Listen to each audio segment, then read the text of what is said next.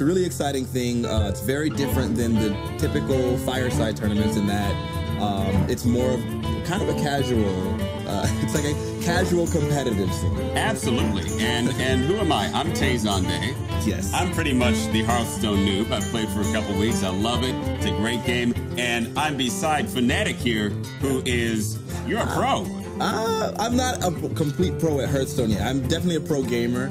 I happened to fall in love with Hearthstone not too long ago. All right. And I've advanced pretty quickly and have a much deeper understanding of the game now, and it's really exciting to be here. And so we are going to be talking about some actual live tournament play that's going to be happening here in the building with us. Yep. There's going to be a competitive bracket, and there's going to be some NVIDIA swag. Yes. That will be the prize to the winners of this Hearthstone bracket. Yes, and there's not just one prize. Obviously, everyone's looking at the NVIDIA Shield tablet. Yeah, we have the NVIDIA Shield tablet. There's the NVIDIA controller. Yeah. And people are actually going to be playing on the NVIDIA Shield tablet. They are. They will be playing on the Shield tablets, and then we will be commenting on the Hearthstone gameplay. Absolutely. I think, yeah, the tablet, I think what it brings to the table is, because most of the time when you're playing Hearthstone, it hasn't exactly came out for iPhone and other things. So Absolutely. This tablet allows you to play. It's like the perfect device. It's portable. Yes, you can sit in your bed or I mean, you can like falling asleep at night and go, wait. Yeah. Yeah. Got to play another Hearthstone game. It has that portability to it.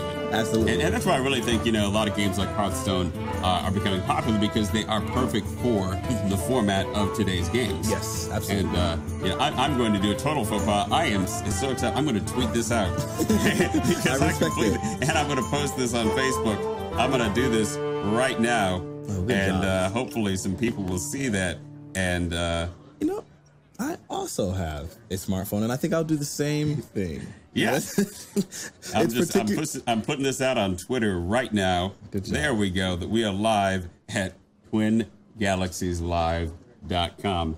And definitely, I'm excited. The contestants are here, kind of bumping our heads to that Hearthstone music. Yes. Hey, and people are in chat. Are people in chat and people are talking to us? Because I see some chatters. I see Sean is Spiffy. I see Shogun Shady 85. I see Dan and Jaws. I see Dakota Tron.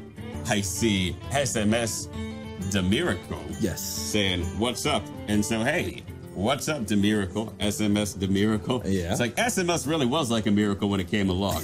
I mean, seriously, I don't know any of you who are old enough to be around before SMS. But oh yeah, you just didn't communicate with people. No, you just had because like everyone was on a different thing. Like your friends had like AOL Instant Messenger or like ICQ or MSN or something, and like SMS just brought it all together. Yes, they did. It just brought it all together. Hey, near enemy, great to see you. Mitten Kitten, how are you doing? Format. I'm glad to see Sugar BMX. He says hello to both of us. Oh, there you go. Source of inspiration for a little game called Beat Mania years ago.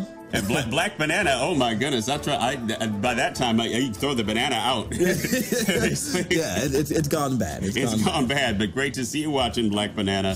Alrighty, and we have our first match coming up pretty soon. Looks like the players are lined up, and this is going to be an interesting match. We'll get you those names and we'll be in there. We'll be in there watching them in just a moment. Thank you so much for stopping by. Unholy Onslaught. Montic Zardas. Oh, right. And Mitten Kitten. OMG. Yes. Montic Zardas is saying, this is awesome. Thank you. I'm glad you think it's awesome. Always keeping our eyes there on the chat. Yeah. And Masterminds is also in the chat, he's a good friend of mine. All right. Pretty interesting dude. He's helping me get good at the game. I have Catnip.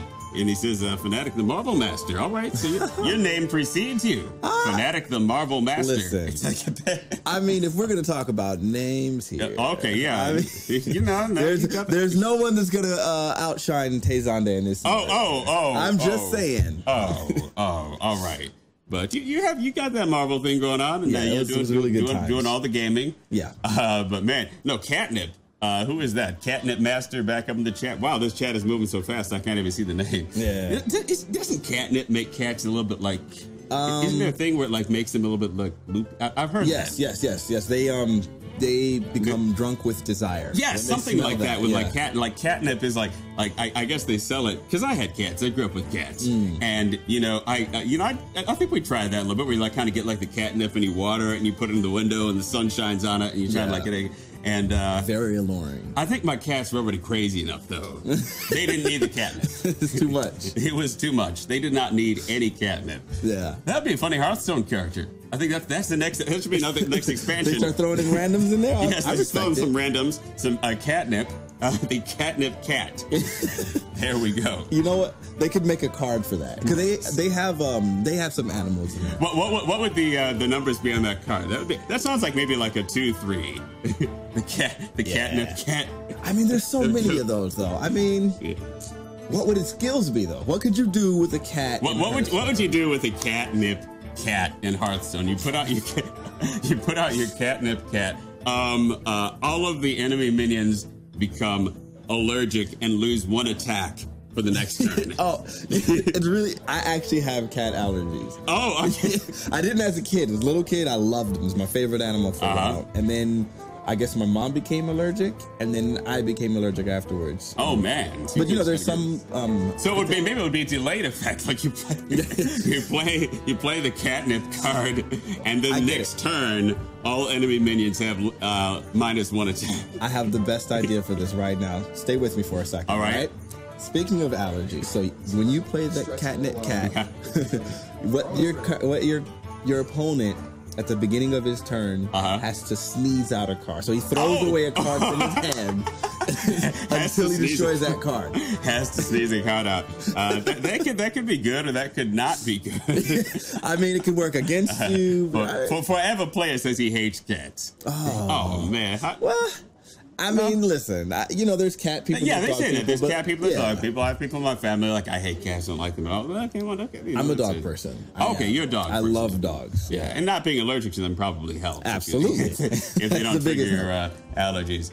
Hey, Katz is going to win this tournament. SAGLBMX already calling out Shiggle BMX. So Shiggle was like an old school arcade that used to do fighting games. All right. It was like the holy grail of fighting games. Oh, wow. You're unpacking the chat names. All right. Yeah. And then, BMX.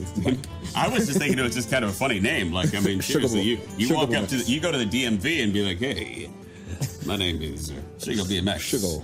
Excuse me, sir. It's Shiggle BMX. Is that a typo? And it's like, no, my parents actually named me Shiggle BMX. And I'm baking chocolate rain, black cabana. This is black cabana, not black banana. Yeah. Oh, wow, it is. And you know what? And it's funny because once you said it, I read it and I could not see anything more. That was it. Yeah. They was able to say like, hey, there you go. But X-Rage 420 says, OMG, it's chocolate rain. Yes, we could be like X-Rage 420, like X-Rage 420. Some stay dry and others feel the pain. X-Rage 420, a baby born will die before the sin. And Gameplay Hero is this is amazing. Doing some math here, apparently in the chat.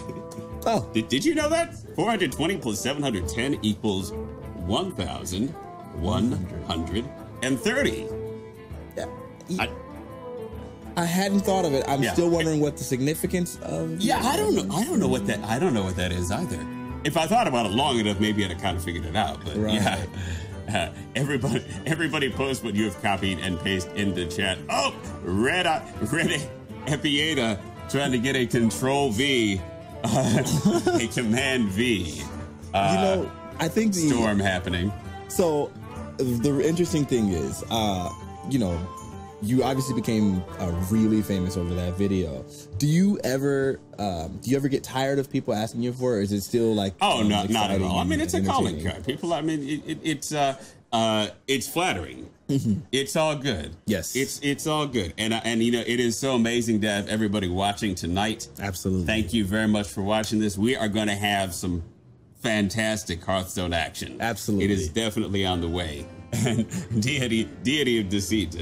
Sing more with the MOAR. Hello, Slinjag Gaming. Menopause. Slide Ninja Gaming. These names. No, it's funny. Like, I will say every name in the chat. Yeah. Like 35 different ways. Are we? No, what are we doing? I'm going to come in and just talk for a second to you guys. Hey, hey. Todd here. This is Todd. How are you doing? No, because we got a lot of people's names that we're trying to enter in and friend each other so that we can do tournaments. It's just taking so we a can little spectate. bit. Yes, so we can spectate. So it's just taking a little bit longer. A few logistics happening. A few logistics here because we are in a giant stone building. Yes.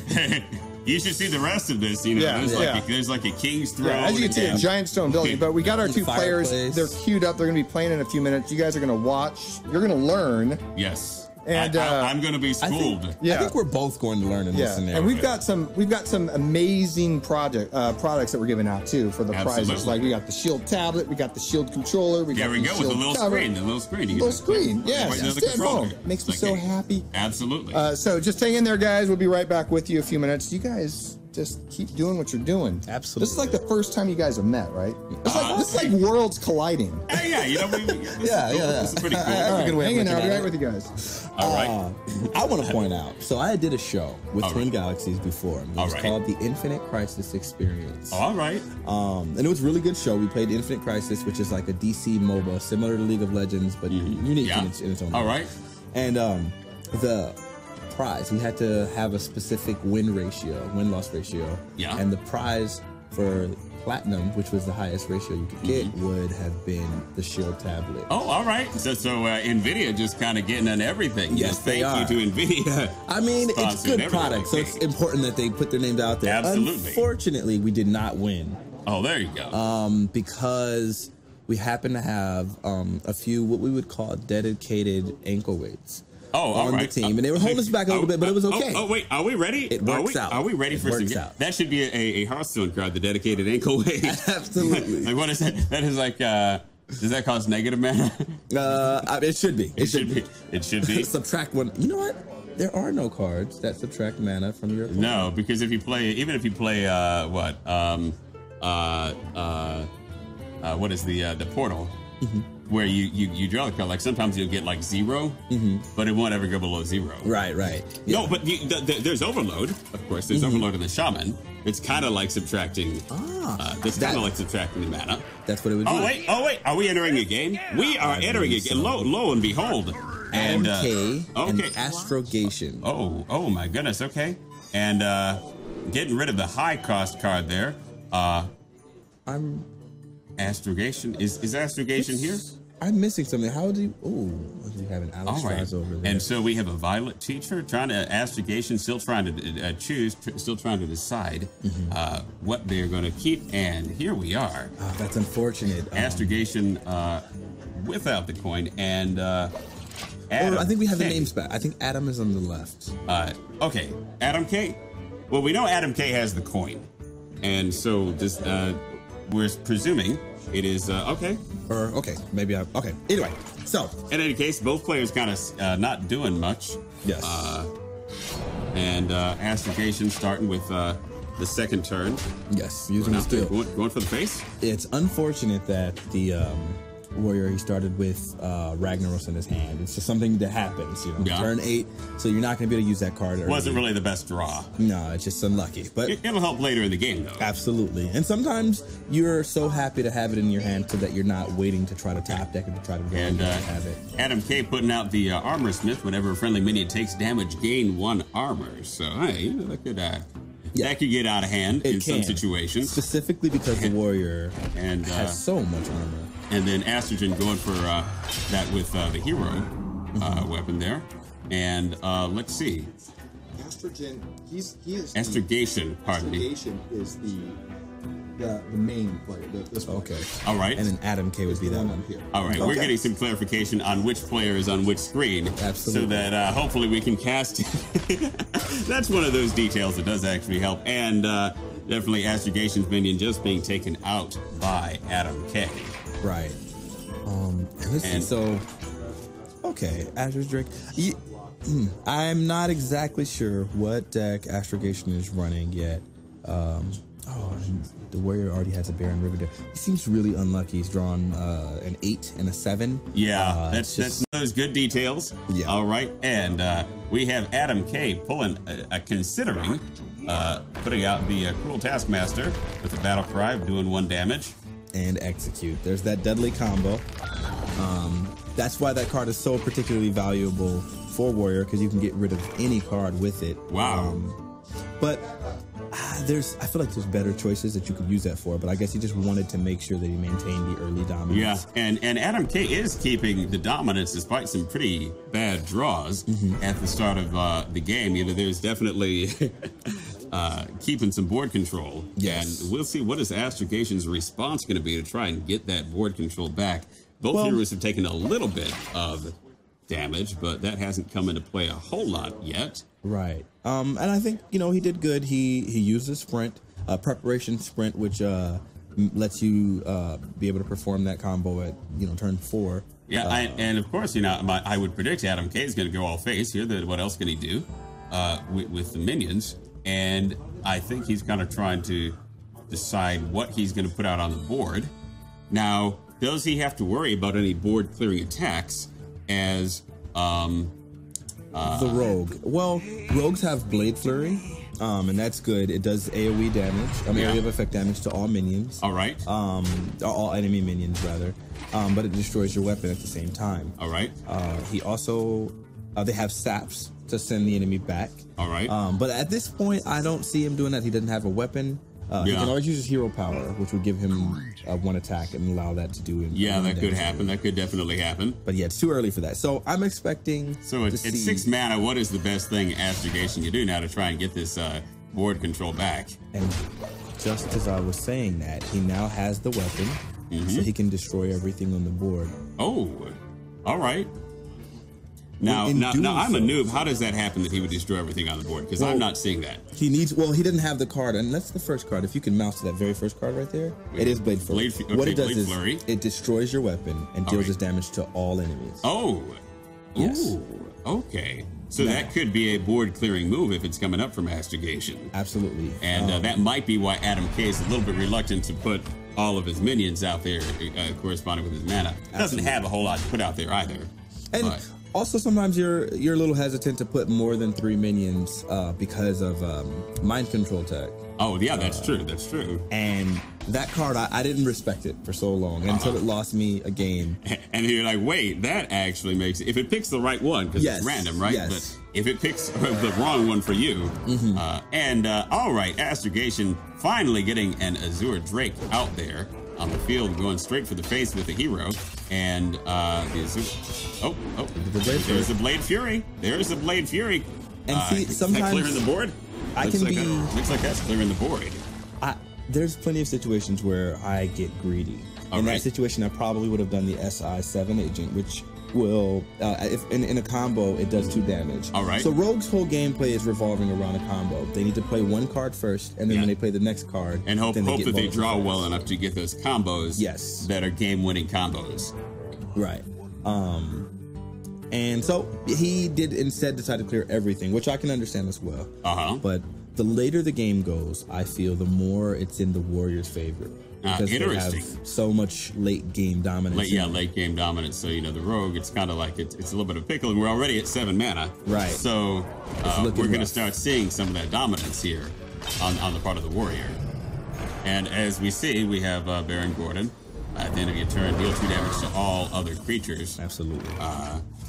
And that's every turn, right? That's not a battle cry, is that? No, it's not. So that's every turn. I believe so. As long as it's there, every turn, 2 damage to all other characters. So Astrogation really needs to get rid of this thing. I mean, it looks mean, it is mean, and it's really going to assert some board control while it's there. And then here we go with backstab, deal 2 damage to an undamaged minion.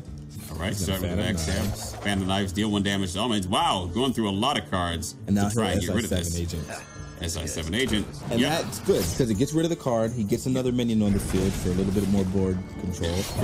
Reasserting the board control there very clearly. Yes. Because that is something you had to get rid of. Absolutely. You can't take that at your front door. No. You are not going to let that be sitting there if you have any way. Like, go through all your cards, your mana, get your friends, get your family, kill that thing, get your board control back. And Adam K putting out a shield maiden, gaining 5 armor. Not a good thing for Astrogation. And that's another combo. He did another combination. So he gets to draw 5 armor because of the shield maiden, and then he has a card that has the ability to deal damage based on how much armor you have. Oh. And so he's instantly able to do 5 damage with that combination. Kaboom. And he uses it to clear the board and take the board back for himself. And, what is Astrogation? Just played a Blood Mage Thanos, buffing his spell damage, +1. And then what did he cast? You can mouse eviscerate. Yes. Yeah. Deal 3 damage. Combo deal 5 damage instead. So taking out, that was a very smart combo. Absolutely. And it would normally do 4 damage, but because that card increases spell damage, buffing it did the 5 damage. And I'm pretty impressed to see the board control going back and forth. Yeah. Like it is with these fairly large minions. I love the fact that, because when you play certain classes like a hunter or a mage, they're very straightforward. There's almost little thought needed. It's just very much a rush. You play, minions pretty self-explanatory. But these decks that these guys are running are a little bit more intricate. And they know their decks. Yes. Clearly based on their play so far. Absolutely. Being able to kind of switch that board dominance back and forth as it has gone. And Adam K finally pointing. And not another shield slam. All right. And another. Oh, there we go. And what does Ranger's? Oh, yeah, that's right. He's a charge. There, and can't attack at any turn. Deal 8 damage to a random enemy.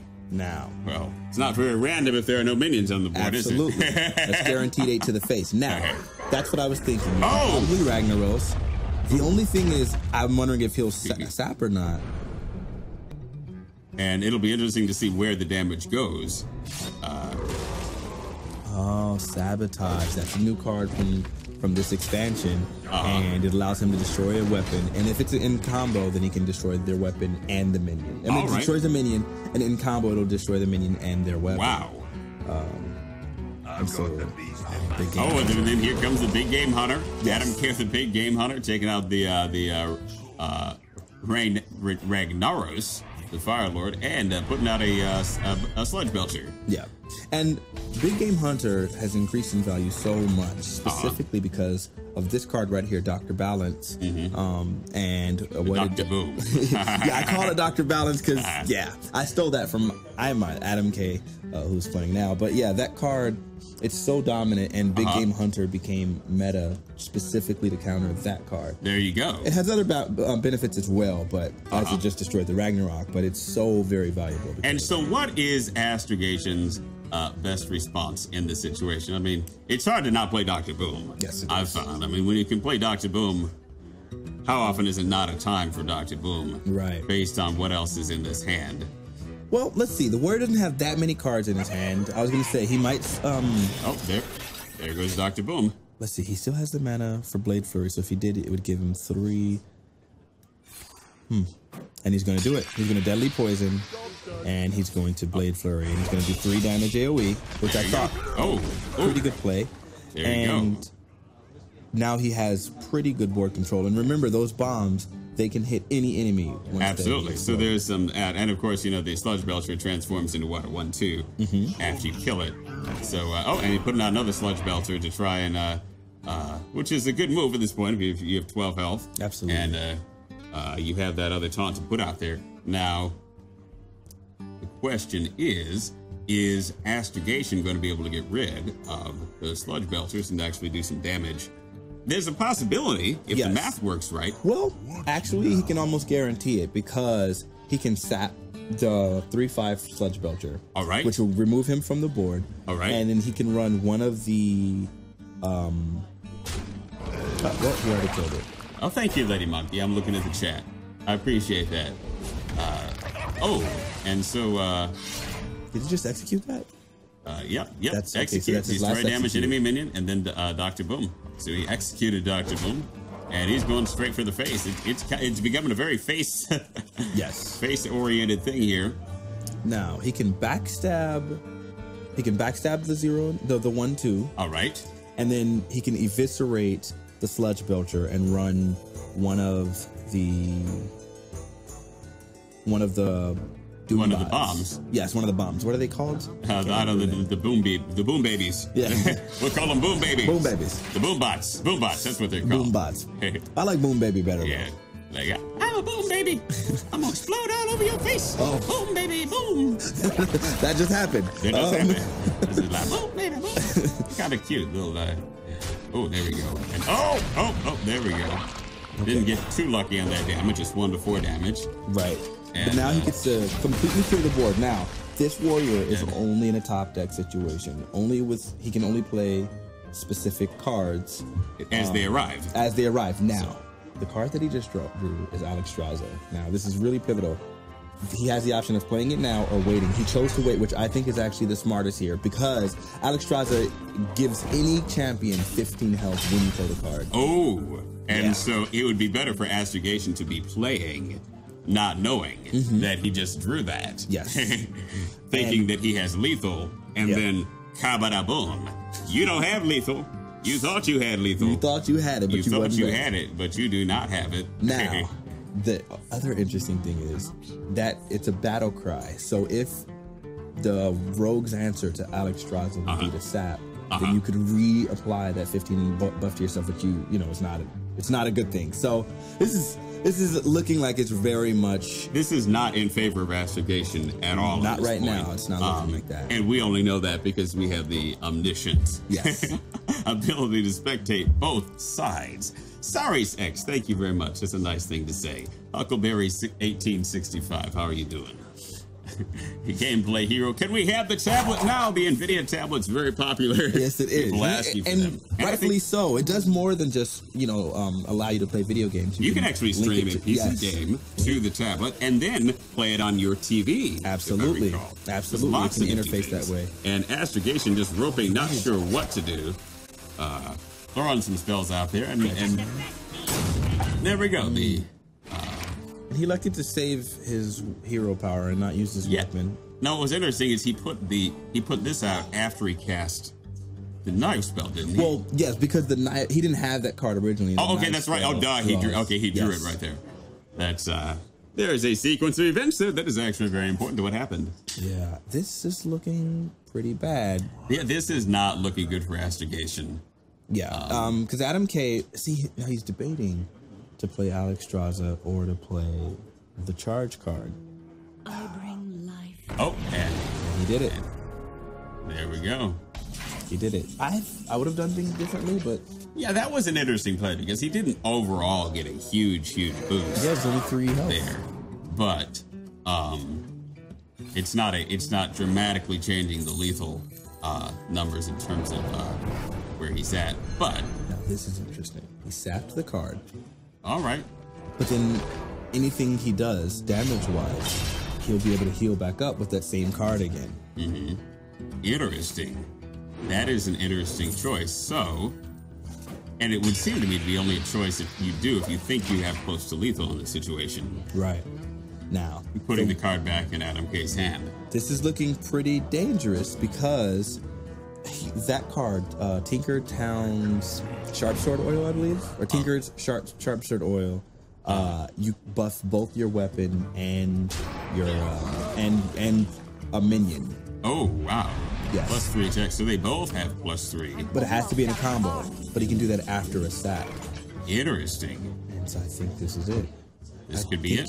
Do you think Astrogation has lethal? He has lethal in this situation. Yeah, all right. He has lethal. Oh, wait. The armor. Yeah, I believe he has lethal. Even with 15. All right. Oh, gosh. Yeah, that's 6, 7. And then... it was looking so convincing for him, and instead it went the other way. That was close, though. Oh, gosh. That's a heartbreaker. Astrogation kind of in a little bit of a comeback kid situation. Wow, that was looking so... Was definitely not looking in his favor. No, it was not. A couple turns ago, looking at Adam K. But Astrogation really definitely made the right plays, knowing his deck, how to make the right plays to get back in that game and ultimately deliver lethal to Adam K. He definitely just got whipped out on. There you're reading the chat. Arrow Sentinel. I have to. I'm pretty sure it's just the latter. Tay's just that much more manly. I decided. I mean, after I heard him talk today, I realized, wow, I sound 12 years old to me. Oh. Oh man. All right. So we are waiting for the players to come out. All right. And so apparently there might be some players coming out. We might actually be able to speak with the winner or the loser of that bracket, or both. Yeah. Man, that was a fun game to watch. It really was. It seemed like it really came down to that one pivotal play where he chose to play Alexstrasza as opposed to the charge minion. And I think that would have actually made the difference. Yeah, because the charge minion would have brought Astrogation down much closer to his death. And if he saps the charge minion, then he re-heals him, and so he gets to charge a second time with him. And I think it would have actually helped him dominate. More so than what he played. Yeah. All right. It's a heartbreaker. It's a heartbreaker. Yeah. Xylosisms and what? Tay Zonday. And then Happy Dude 2 is like, what? When did Fanatiq play Hearthstone? Oh, yeah. It's something in the making. Something in the making. People are going to... All right, we have one of the players here. Astrogation? Is this Astrogation? This is Astrogation. This is our victor. This is our victor with the rogue. Congratulations. It did not look like it was in your favor for a period of time there. Yeah, rogue versus warrior is actually a really difficult matchup, and fortunately for me though, like the deck that I run specifically is better than most other rogues against warrior because I run a sabotage, a Dr. Boom, and as well as a Ragnaros. All right. So. Those cards help the matchup a lot by adding a lot more sustain damage. There you go. Also running the Assassin's Blade as well. So I thought I was gonna lose that game actually. All right. And and so normally in the Rogue Warrior matchup with your deck, would you say that you win a little earlier? Do you kind of rush it, or does it normally always get drawn out like that? Usually it does get drawn out. Ideally, you do want to win early on as Rogue, but if the Warrior has answers, such as having their weapons early to deal with your early minions, or having executes as well as shield slams, then it's inevitable. They will drag the game on, and the longer the game goes, the more advantage the Warrior has because they can armor up a lot, and then you just don't have the damage to kill them as Rogue. But fortunately, I had the perfect top deck at the end there, and which gave me perfect lethal, and I was... I was not expecting to win that game. Yeah, that worked out. Well, that worked out fantastically. And best of luck in the future brackets. Yeah, you're still in the winners. Bracket, still in the race to win an NVIDIA Shield and some other fantastic NVIDIA swag. Yeah, thank you so much. And you know what? It's such an honor to be here today, especially with you, Tay Zonday. Oh, my goodness. Well, happy to be here with you. And I think we have Adam K. Yeah. We have Adam K here. Remember, this is the People's Hearthstone show. Yes, absolutely. Yes. And Adam is in full garb. Seriously, like he's in that warrior garb right now. Paladin, but not bad. Yeah, close enough. So there you go. So what are your thoughts on that match? I don't think I misplayed too much, aside from, I don't know, maybe I should have shield blocked, but then again, I mean, most players would go to take out the auctioneer because they were just getting way too much draw from it. I don't think I could have done anything differently too much.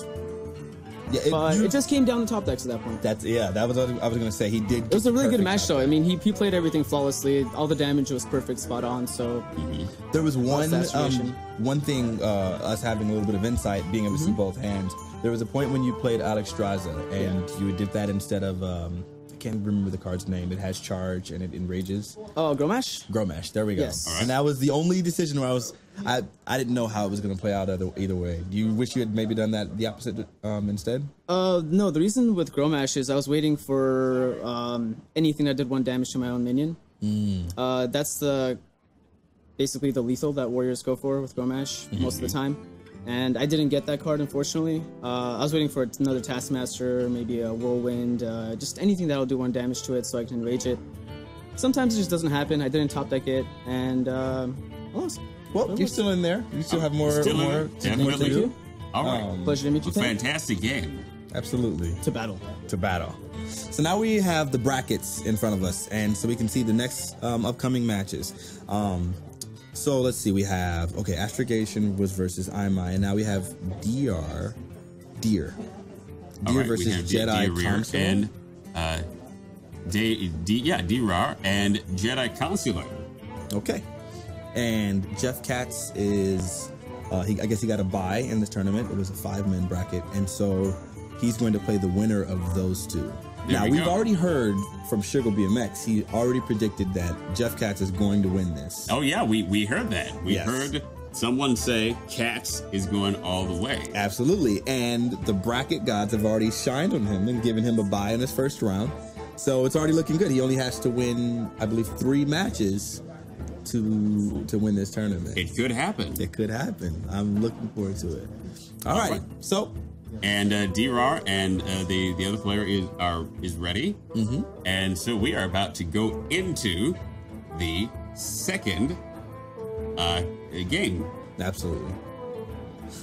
And quarantine Chris is saying, Tay Zonday, notice me.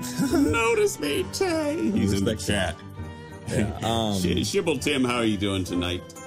Being watched by Encore 36, Shin Wolf, Huckleberry 1865, Sayana Spiffy, Sayana Spiffy and Shingle BMX are in Team Katz. Katz has a lot of fans here. I think it's Throt or Throat the Unclean says he hopes Katz wins. He doesn't want to say he has money riding on it, so he doesn't have to. But yeah, so he's hoping for whatever reasons those are. All right, and we have Edwardson, we have D-Rar who coined. And I'm so mad. Black Skill says he can't if he has cat's nip, and I am upset. Lower player, the pun. Left player, top player. Okay, left player, top player. We're still getting directions on where the monitors are. So bottom player, top player. Yes. Yeah. So DR is here, or Deer is here, and Edwardson is over there. Deer is here. Okay. Yes. But he is the main screen. Okay. Okay, Deer is the main screen.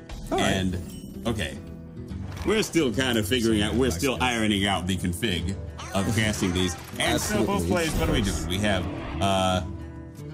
Deer is coming out with the Anoyatron. Yes. It's a good move. And then, of course, this has the Death Rattle of breaking into 2/1/1s. Yeah.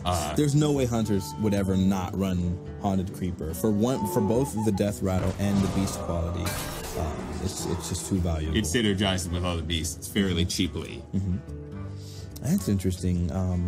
And Edward, he played his Haunted Creeper right away.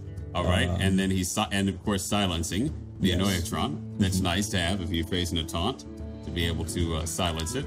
Yeah, it's a really interesting choice. Now, why is that choice interesting? Well, there's just so many more cards that you can silence later, and that are going to have so much of a threat. Playing the Iron Beak Owl, he's like, why wouldn't you wait and silence a Sludge Belcher? Yes, for example. So he's really asserting the board control early at all costs. That's the strategy in which you would play that card. Right. When you need to assert board control at all costs early in the game to get the game headed on the right foot. Right. And now he has a Hunter's Mark, which he's obviously going to save.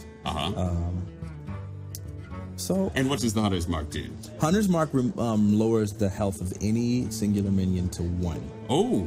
And it synergizes really well with all of Hunters have so many cards that can deal really quick damage, really quick short damage. And so it's pretty much like an execute for a warrior. Interesting. Okay. So definitely if there are any big minions played later in the game, it's going to hold on to that. And it's a fairly cheap card to play. Yeah. And Crimson Ghost, stop it.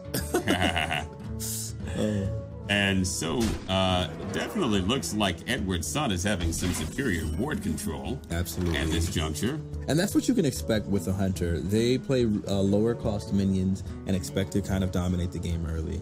And he's definitely doing that.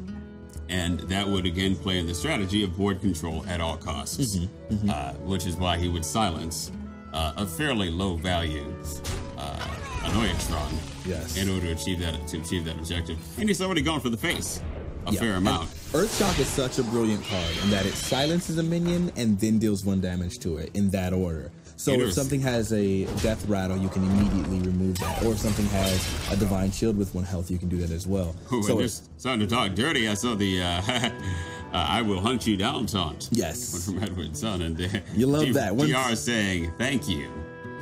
Once that happens, it's really interesting because it makes you want to win so badly. And sometimes those things can make players become emotional and start making emotional, frustrated, angry, vengeful decisions as opposed to sagacious, rational decisions. All right. Really... And part of it is like stay in your head game. Yes, absolutely. And make what is the best play. Mm-hmm. But yeah, I mean, hunters are intimidating. Yes. Right. So it's kind of like... The name is automatically intimidating. Absolutely. I mean, that looks like an intimidating dude. Mm-hmm. Like, seriously, if you want someone backing you up, you want someone that looks like that. Yes. Now, he played this card. And this is Wind Fury. Yes. So it can attack twice. So it does 6 damage on each turn, provided there are no taunts or anything of that nature. And DR has managed to clear the board. He hasn't really managed to do much hero damage. He's definitely losing that race. But we'll see. It is Edwardson's turn. What can he do to clear out this damaged golem and the whirling Zap-O-Matic? Apparently not even going to worry about either. No, this is looking pretty bad. This shaman, he was getting clapped, but the thing is, the shaman definitely has board control now, and this is where he can mount his comeback. As the warrior, I mean the hunter, he only has a Stormwind champion, a raid leader, and a Timberwolf. Yeah. So he doesn't have the ability to clear that board, and the shaman is going to become more and more powerful. Yes. So you're saying it actually looks worse for Edwardson at this Absolutely. point. Even though, despite being a little bit ahead in the hero health. Mm-hmm. Edwardson might not have a response. And what's the death rattle on his weapon? The death rattle on his weapon is give a random friendly mech +2/+2. Oh my gosh. And so that's going to make that card into a 5/4 now, and he can do 2 damage. I mean, he can do 10 damage. Oh my goodness. You see how quickly... With the Wind Fury, that is changing the game. That's where, I was almost kind of thinking, why wouldn't Edwardson try and get rid of this? Yeah, and at all costs have the cards in the turn. He just really wasn't able to have that type of minion clearing or board clearing play. And how unfortunate he drew a second Hunter's Mark. So now he has 2 Hunter's Marks, but no ability to damage him. And this is looking like this is the end of this game. And he has the Stormwind, but clearly DR has lethal in this upcoming turn, and yeah, that's it. He got that. Now he got hard bopped right here. This was a 6-turn or 7-turn. Yeah, we are only at 7 mana. Yeah, so this is pretty brutal. This was definitely not a game that favored Edwardson. Yeah, this is okay. So they're and the BM.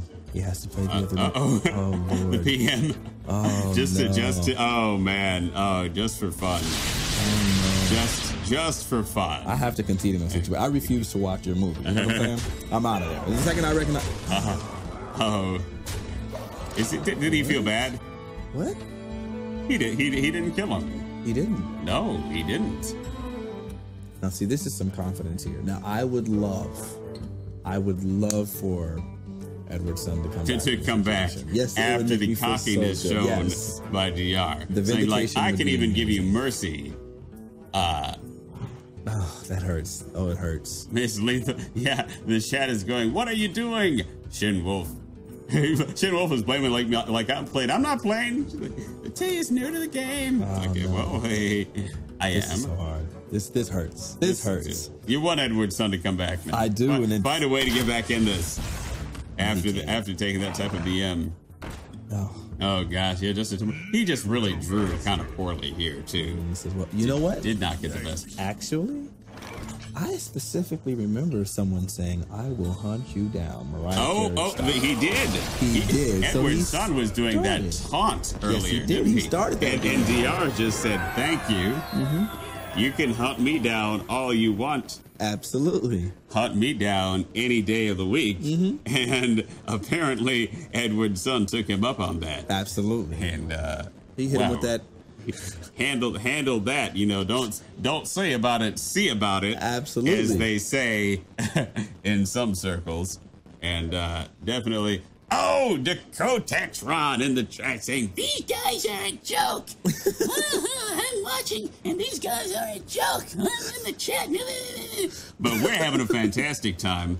And, man, that was a fun game to watch. Yeah, absolutely.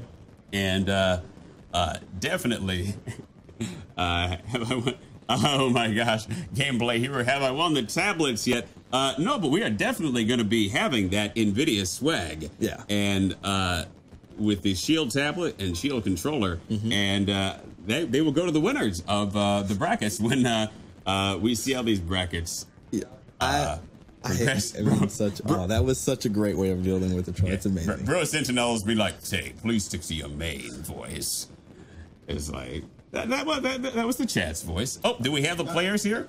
2 minutes. I'll be right back. All right. 2 minutes. So now if we look at this bracket, so Deer, that was Deer and DR, yeah. Yeah, and they changed it to Jedi Council. Jedi Council, I don't know. Yeah. We'll have to see what the bracket names versus the in-game name are. Some people are choosing to go by different bracket names than their in-game names, and so we'll have to ask them who they are when they come here, because, like, who are you? You go by so many different names in different parts of town. Deer. And here is our winner. Is it DR? Deer. Deer. All right. So Deer taking that in seven turns, 7 mana. Yeah, Didn't even max out the mana gauge. How were you feeling there? Pretty confident. I got the right cards. All right. Usually that's all you drew need. very well. Yeah. That's all you need. Yeah. And he kind of had that taunt at the start. I will hunt you down, and you said, "Oh, thank you." As taunt as that was, it was very friendly. We're just having a conversation, just hanging out. We're having a good time. There you go. Oh, okay. So there was you definitely passed up a lethal. Was that an oversight or was that intentional? Definitely oversight to pass up on the lethal. Sometimes I get so worried that especially since we're live, I'm going to lose. But I pulled it off anyways, and I'm sorry to disappoint the stream if they were like, "Oh, he missed lethal." Oh, well, you know how the chat is. Like, he missed lethal. He missed lethal. Certainly do. I know they are. They are wonderful people. Yeah, I actually thought that it was intentional in response to the Mariah Carey "I will hunt you down" comment from the hunter. Oh. And he wanted you to touch his body. Your Fanatiq was thinking it was an intentional BM, but no. We were actually it was really friendly, and after the game was over, we actually both got to open our card packs that we got for playing on the new tablets. Oh, there you go. And my friend here got a lay on hands for his new Paladin deck. Oh, so, absolutely. That's good stuff. It was really nice to see him. NVIDIA. Yeah. Well, good match. And you have you're going to be playing against Jeff Katz. Oh, yeah. You got to watch out for him because Katz apparently has a couple fans in the chat. They say he's going to win this tournament. Okay. You proved them wrong. They're calling for Katz, but Deer might be the wild card. Yeah. The Deer might beat the cat. All right, well, good luck in your next match. Thank you. I think a deer would beat a cat. If you put a deer in a room with a cat, the deer would win. I've seen deers beat up human beings. Yeah, so. A deer could beat up. Those deers are mean. Yeah. All right, and we have Jedi Counselor. Jedi Counselor, and you were there playing, doing the taunting. Yes. That was a friendly taunt. Yes, it was. And it definitely looks like you weren't drawing that well. I mean, there's kind of that random factor. How were you feeling? I feel like it was fun. That's my first pack opening an epic and a rare. Oh, there you go. Good stuff. That was pretty cool. I don't feel like I drew my removal. There you go. Yeah. You didn't. You drew definitely 2 hunters mark really early, which you didn't need at the time when you didn't have anything on the board. You had a Stormwind champion. It was just really unlucky in your draws. Yeah, I have a smooth mana curve, and it wasn't coming out for me. Yeah, and at some point, you just get the minions there, and you don't have any way to get rid of them. Yeah. So you kind of. Well, good luck in your next match. That's the beauty of this thing. It's a double elimination tournament, so you have another chance to go ahead and actually draw properly and dominate. So, good luck with those. Thank you. Very Thank you. Good luck. Appreciate it. So, the next match that will be coming up, I believe, we'll be doing Axel versus Astrogation. Is that how it goes? Okay, yes. Axel versus Astrogation. You're reading this bracket better than me. Well, I've done fighting games forever, and so brackets, they just kind of have that. You just read it's like it's top to bottom, left to right. I no longer see the matrix. There you go. It's there. There you go. Quarantine Mark is like, Tay, notice me. I noticed you, Quarantine Mark. You asked me to notice you like 35 times. And Bro Sentinel Jedi. Bowtie. Someone was hashtagging Fanatiq. I thought that was pretty funny. I like that. Someone was saying, like, what if Tay and Fanatiq made music? Uh-oh. Don't threaten me with the good time, sir. All right, so the next match will be starting. Players are ready. I find it interesting, if you notice, there doesn't seem to be any accidental misclicks or anything because they're playing on the tablet, which sometimes you would think there might be some adjustment periods, but it seems like it's very simple. Like you can just very simple. Right into it's very we used to call it point and click, but I guess it's like grab and grab, point and touch. You get your fingers all in that. Get your fingers all in that on the tablet. Absolutely, on the NVIDIA Shield tablet. All right, and I won't start. And Bro Sentinel's like, Tay, please don't notice me. What? Yeah. Someone in the chat. Some people are self-loathing. It's sad to be in the chat. And apparently, Astrogation has coined some fairly easy cards to play at the start, and we are not yet spectating the other side. Would be nice to get that in spectator mode, but right now we are looking. Wait, we need half a minute, but we have it for now. We have. So we're looking at it from one player's perspective, and so this is just the druid. He has that mind control tech, which I told you. That's why you're afraid of playing for minions. And actually, that thing. What is this guy? When he kills this, he gets 5 health. So it's like oftentimes that I'm torn when I see a zombie chow on the other side. Because it's like, do I kill this? Do I wait until I lose some health and kill this? That kind of makes a board clearing attack later on a little bit more attractive, as though you want Axel Serret to build up. And so I think they are. So each player, we have to friend with the main account in order to spectate properly. And so I think that's where the holdup is here. They're not moving right now, which this could be pretty devastating if he ends his turn and didn't have any. So is this a game they might restart? It might be. This game might be restarted. Yeah, that can always be devastating, specifically because you might feel, I drew the perfect hand here, and and then you might not draw as well the next time. Yeah, that's and that is a good question. There's some lag happening right now, so they might have to reset. Okay, we might have to reset. We might have to reset this game. Lag issues. There is a technical issue happening. Apparently, Axel Serret still putting out the minions. Not totally sure if this is going to be reset or not. And the wild growth, what does that do?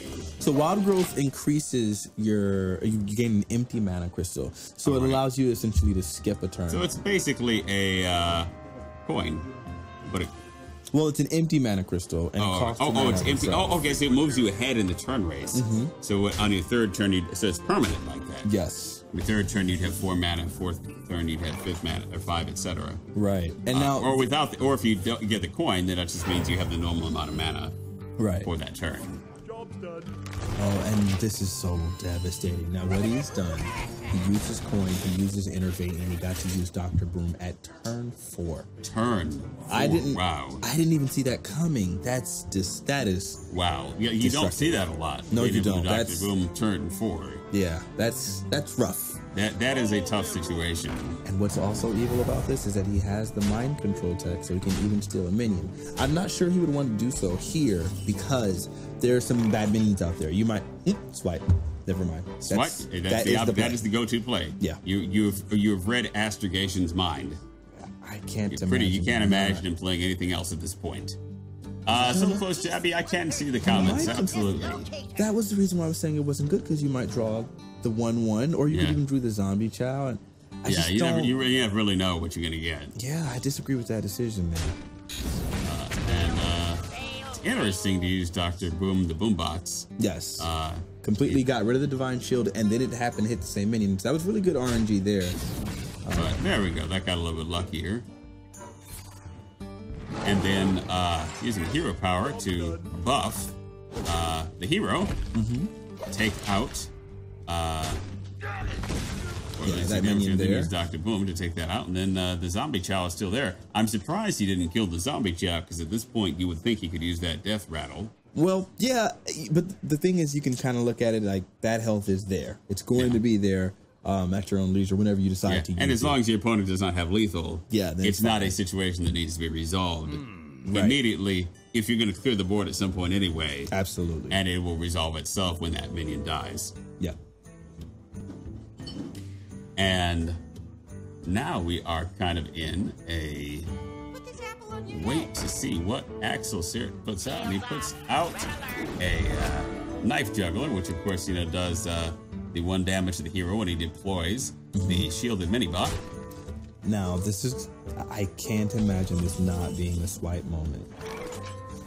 I can't imagine. You can't imagine anything. Yeah, it seems like swipe would be a pretty ideal thing. Yes. Now, would swipe do its damage?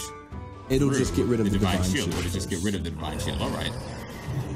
There he heals himself the health. So I was wondering, okay, so he trades that minion, and now he gets to hero power and run the Dr. Boom into the shielded mini bot. There you go. So the things aren't exactly in his favor at this point, but he does have 2 minions on the board. There's only a 6 health difference. All right. And it's only and he's has an advanced turn 6. He's ahead of the paladin on the turn. And it all kind of comes back to being able to play Dr. Boom. Yes. On that 4th turn. And he has done all kinds of work in the game. Yeah. Well, that's why we call him Dr. Balance. Dr. Balance is like, if you have an imbalance problem, we're gonna balance it out. He'll fix it right on out. There you go. Oh, Plaid Drew, thank you very much for the kind words. Looking at the chat, good part. Well, now we are going to see what comes from Axel Cert, and we are actually able to observe his side now as well. See what cards he has. There we go. Now we have the vision to see. So he has an equality. And equality is not a piloted shredder. Yep. And equality is a card that you want to combo with the consecrate most of the time. Because it changes the health of all minions to 1. And so you can essentially clear the board. And he's drawing his swipe again. I'm not sure if I would swipe in this scenario. That's an interesting call. What would be the reason not to swipe? Because you have a 4/3, it'll only take it a 4/2. Yeah, and there's other cards. Other solutions that could be implemented there. Oh, wow. And double Savage Wars. This is that dangerous. Approaching lethal? That is very much. That's getting pretty gosh darn close. Yes. I mean, give your characters +2. And that also counts for your own characters. Oh, wow. So that would be, since there's 4 characters total, that would be an increase in 16 damage. Yeah, but we're saying, so it would be lethal in the next turn unless he does something to get rid of some of these minions. It would be +12 on damage on Astrogation side to what he already has. Yes. There. Well, actually, it'd be 8. So it would be 20 damage, right? And Axel Cert is 21. Am I doing that math correctly? Well, if he played 2 Savage Wars with 3 minions. Yeah, and it's kind of irrelevant now. 6. Yeah, it's because the board just got cleared. And he needed to do that. It was very important. That was, he might not have seen how important that was, but it was very, very important. And now we have Keeper of the Grove, which he can use to kill. That's the minion on the very bottom left. Okay, so he opts to do this, and I can see this as well. It's another amazing swipe, which allows him to... He has good value. And then interesting. He plays the... Okay. He plays very different, but I guess maybe because I have vision of both, I'm looking at things a little differently. Yeah, that's true. You kind of have an awareness of both sides. You kind of see how each play is. Yeah. Rise with the wise, like, OMG, they are so wrong. Ha ha ha ha ha in the chat. Oh, we could be wrong. Absolutely. This is the People's Hearthstone show. That's right. We're just people, and our job is to learn fantastic people together. Watching. Now he has the Innervate card. All right. And that card, it gives you 2 mana crystals for that turn only. Interesting. And so he basically has 11 mana at his disposal. I don't see him using it now, of course, but yeah, because there's a whole heck of a lot to do with that. But he is asserting some board control. Has the Druid of the Claw there. That's a pretty strong taunt.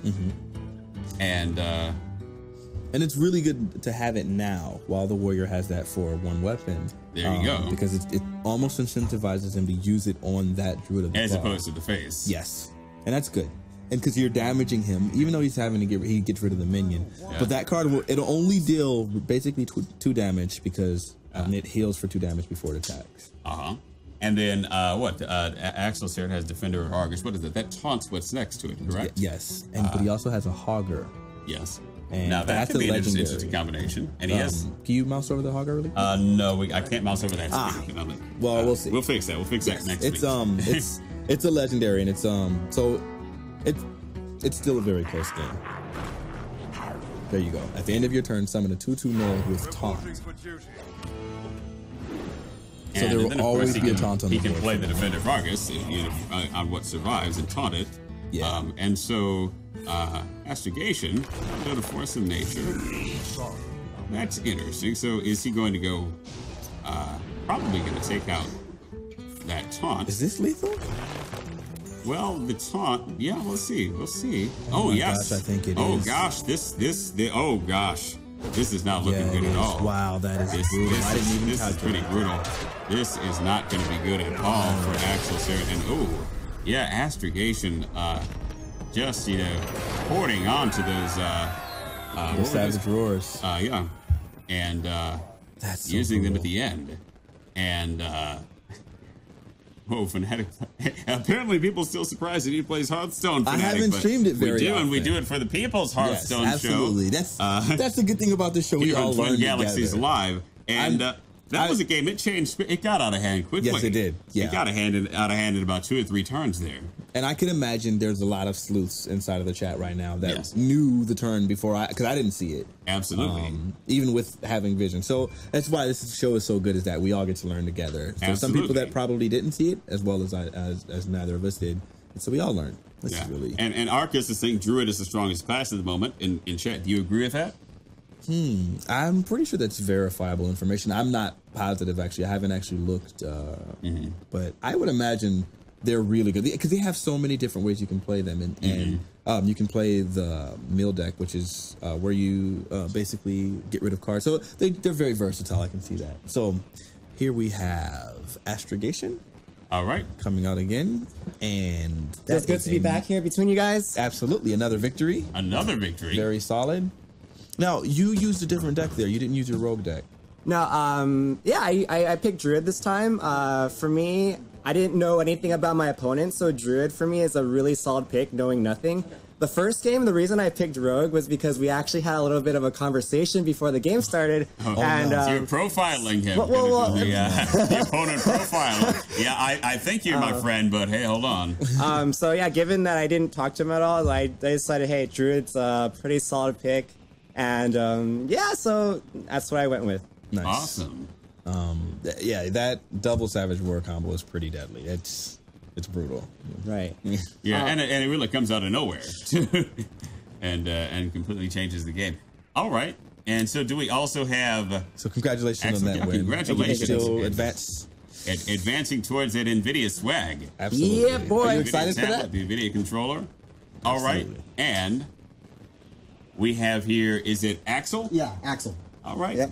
And how are you feeling, Axel? Oh, man. I was kind of nervous, it's my, I always get nervous between, tourneys or everything like that. It's my second time at a Fireside Gathering as well. But the last Fireside Gathering, I got 4th place out of 50 people. And I was getting pumped, And I'm excited to do this right here. Actually, this is not a Fireside Gathering, actually. This is, it's kind of independent, if you will. It's just more of something, I guess, everyone learning together, the People's Hearthstone show. But, yes, that was your first match. You still have a losers. Do you feel like there was anything you could have done differently to change? Oh, man. To be honest, I didn't pull the right cards, so I can't really do as much. You just don't try. It's pretty much, it's like a gamble to me, Pretty much. You knew you had it in your deck to address that situation, but it just didn't come up. Exactly. So it's not in the decision making, just kind of in the draw. Yeah, pretty much. Those games, it feels a lot better to lose those than it does to feel where you made your own mistake. Yep, you relapse your same mistake, and then you realize that later on that you could, I mean, it helps you get you better at least. You know, absolutely. And that's a good thing. We are a double elimination bracket, so hey, everyone has another chance. Yeah, we look forward to seeing more of you for sure. But it's nice meeting you guys. Absolutely, right? absolutely. Likewise. Congratulations. Thank you. Okay, so and that is that was fun. Yeah, it was. I was so shocked by that, you know, and I think it's very interesting that, again, like all of these matches, there's something to learn here. I've not entered any tournaments, you know. I play a lot of arena, a lot of ranked and things like that, and they're playing, you know, it's just showing me things, and I'm learning a lot. Yeah, I mean, we have some pretty strong players tonight. Definitely a strong crop, and I say that endearingly. That almost kind of sounds to me like, we have a strong crop of players tonight. Those little players growing there in the field, right? But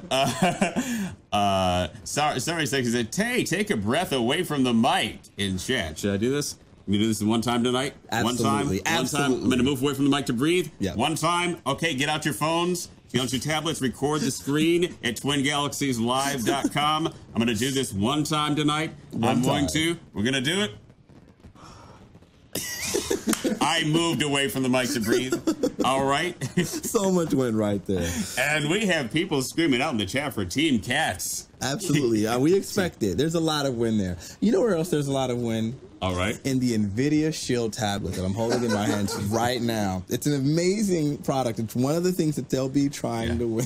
In fact, it's kind of behind the other shields because we got so many shields right here. Got to put it on the camera. No, it's fun. It's a fun experience. And, you can actually play a game on your PC. Yeah. And then stream it to the tablet. Yeah. Then have it streamed to your television. Yes. I mean, if you have an NVIDIA graphics card. Absolutely. And there's the Shield controller that is also in the swag that people are going to win. And so thank you to NVIDIA for sponsoring this. These and amazing prizes. It should be fun. So much potential for that. And are we ready for the next bracket? No, next game. Next game. It's coming up. I made my day. Yeah, the next bracket. That was a throwback moment. You thought this was the bracket. There's a whole other bracket. The next bracket in the next room over. All right. Apparently, Fanatiq is. No, I'm sorry. That was. We're very hilarious. We make each other laugh. Yeah. Oh man. So our next match, we've been waiting for this. Freak is Chef Katz. Oh, there we go. Oh my gosh, that made my day. and against DR. Deer. Tay versus. Freak, aka Jeff Katz versus Deer. Deer. Yes. We're gonna have to remember to translate their names. It's Deer and Katz. Yes. I guess we'll call them. AKA Catnip. Sarah Sex says, Tay, you made my week. That has to be amazing. Hey, shout out to Jeff. So Jeff Phoenix, being 100% honest, is what helped me get to the game. Once they allowed the ability to spectate, there you go. Like personally would guide me through arena and like explain his decisions and things like that. And it really helped me level up a lot. And so, Katz started with a Snow Chugger. Yeah. Freezing the character, damaged by this minion. It's a good play with two mana. Did he coin for that? He didn't. No, he did not. So we're on the second turn. Okay, so we must have missed one. Yeah. We must have missed the start of this, right. But we're coming in here. Now, Snow Chugger is particularly valuable against a Paladin because Paladins oftentimes use weapons. And so you can freeze the hero. And so they won't even be able to use keep that weapon from being used for another turn. And and then Deer has a Silver Hand Recruit, pretty self-explanatory. Yeah, that's 1/1. Power. Not much else. Not much else to it. And then Katz is putting out a Mad Scientist. Death Rattle, put a secret from your deck in the battlefield. And there we go again with the Snow Chugger. As long as that Snow Chugger is there to freeze the hero, there's going to be a lot of freezing. Yes. Deer is going to be chugging a lot of snow. I've seen a lot of deers in the snow. So apparently Katz is willing to provide to the stereotypical scenery of a deer in the snow. Right. That joke kind of worked. I was kind of I tried to make it live. You did it. You went with it, and we're going to let that rock. So. We're going to let that die. And so, dying just like the minions who just death rattled. And, all right, that's a very good time to play Death Mage when you have the 1/1 spiders there. Yeah, that was perfectly played by Katz for or several blast mage. reasons. I call it the death mage. I guess whatever it is, it's a blast mage. It causes death. The reason why that was such a good play was for several reasons. Number one, you want to get rid of your man scientist as early as possible. All right. Because it gives you a secret. All right. And that's a card that you can draw. But if by way of the mad scientist that you get that card, it speeds up your deck because it's not something you have to draw and use mana for. And of course, they just did a Pyromancer, which cleared the board. I guess it's kind of a mutually agreed suicide, minion suicide there. Right. And Katz is pinging Deer. And the other benefit also of that play was he triggered the death rattle of the haunted creeper, and then he was able to use a blast mage to kill both of those minions. So it was really good. And so the secret that Katz has is, of course, the secret is out. The secret is out. We're putting the secret out there, and so whatever Deer is putting out there on that board, it will exist in duplicate. Absolutely. If it triggers that secret, and they cannot hear us. If anyone is wondering, yeah, as we commentate. Well, yeah, exactly. Because that'd be so brutal. That would not be right. So that's the thing about secrets is mages have a lot of really good secrets, and there's ways to play around them. But if you don't know what secret it is, then you just kind of see it there, and you're kind of trying to get in your head. You know what are the possible secrets that could be triggered here? That's an interesting choice. And there we go. Here, and then he creates 2 low fabs, a battle cry. Enemy spells cost 5 more next turn. And he's changed his attack to 1. There we go.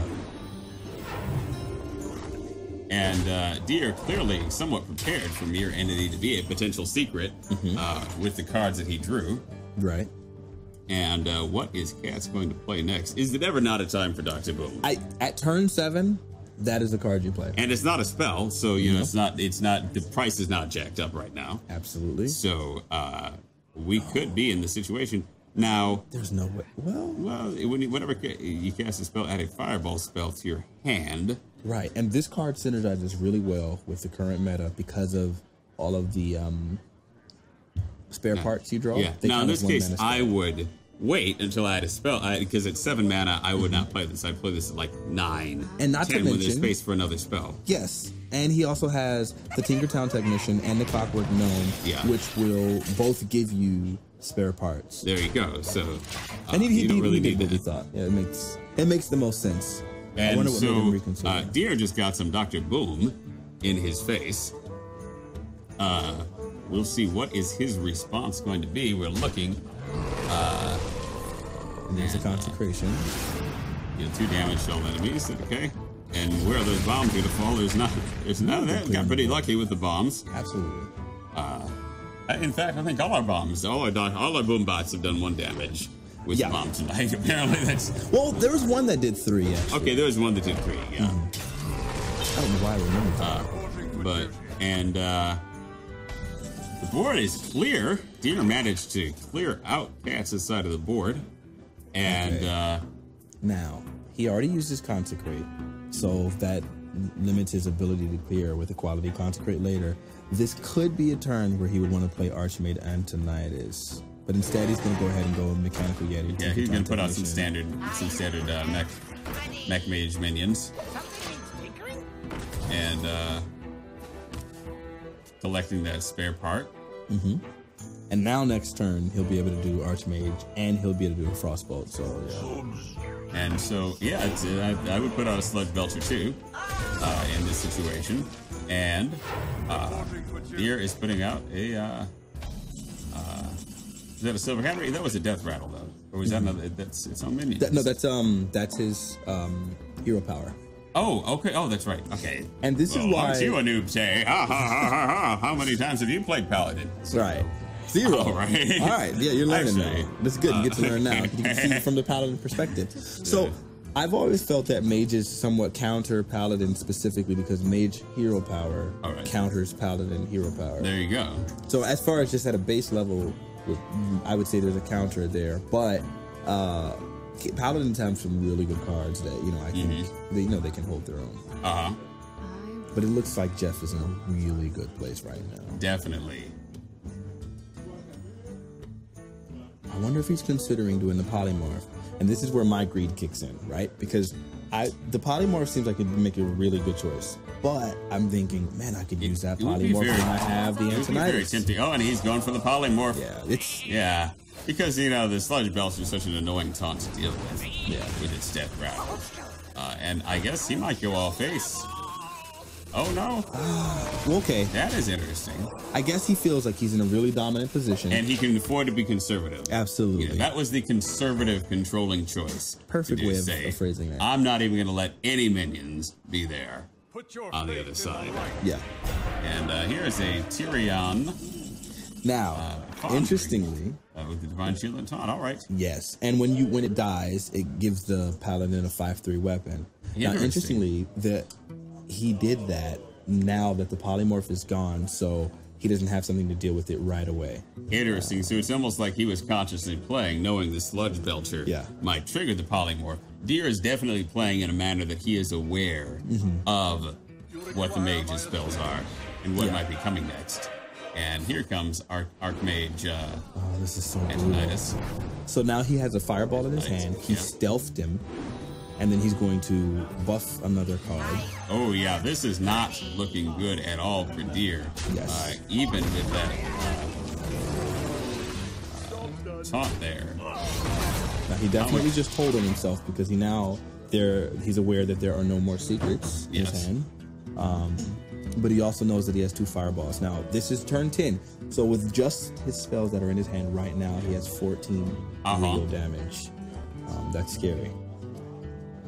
That could be a problem. Yeah. He's coming close to lethal. And, of course, and this is what's also brutal. This cannot be attacked until it attacks. So, unless he had like an equality consecrate, there would be no way. And putting out the wild pyromancer, that is an interesting choice. Oh, this is really good. He's giving himself a 50-50 chance. You see, he has Ragnaros over there. If he plays that card and gets rid of Archmage Antonidas, it puts him in a pretty good spot. It puts him, he's still in the game. Absolutely. And we'll see what Ragnaros does. That was not what he needed. Unfortunate.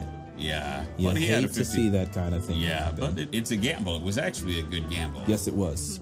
It was his the only thing that he had that would have given him a possibility. And Katz is sending out the well played, so that could mean that he has lethal.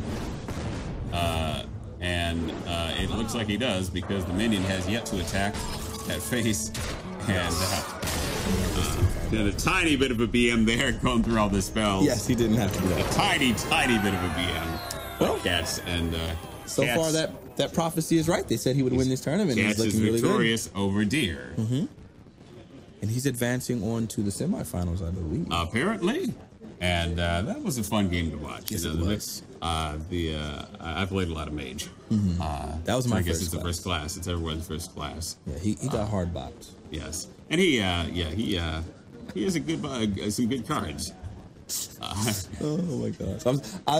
There's just little what do you call those, like insiders? Joshua Henderson in the chat saying the NVIDIA Shield really outperforms the other tablets out there. Other tablets would have FPS issues with this game. That's a very good point. That is a very good point. I hadn't thought of that. And of course, our players are playing on the NVIDIA Shield tablets, which some of the bracket winners will actually walk away with. Yes, they will advance, and those will be some of the prizes given to them. And I feel like it's a great prize. You get to play the tournament using the NVIDIA Shield tablet, and then as you get used to it, it's really harsh to win this tournament and to walk away and not be able to use it anymore. So it's good that they'll be able to win. They'll be able to have that, absolutely.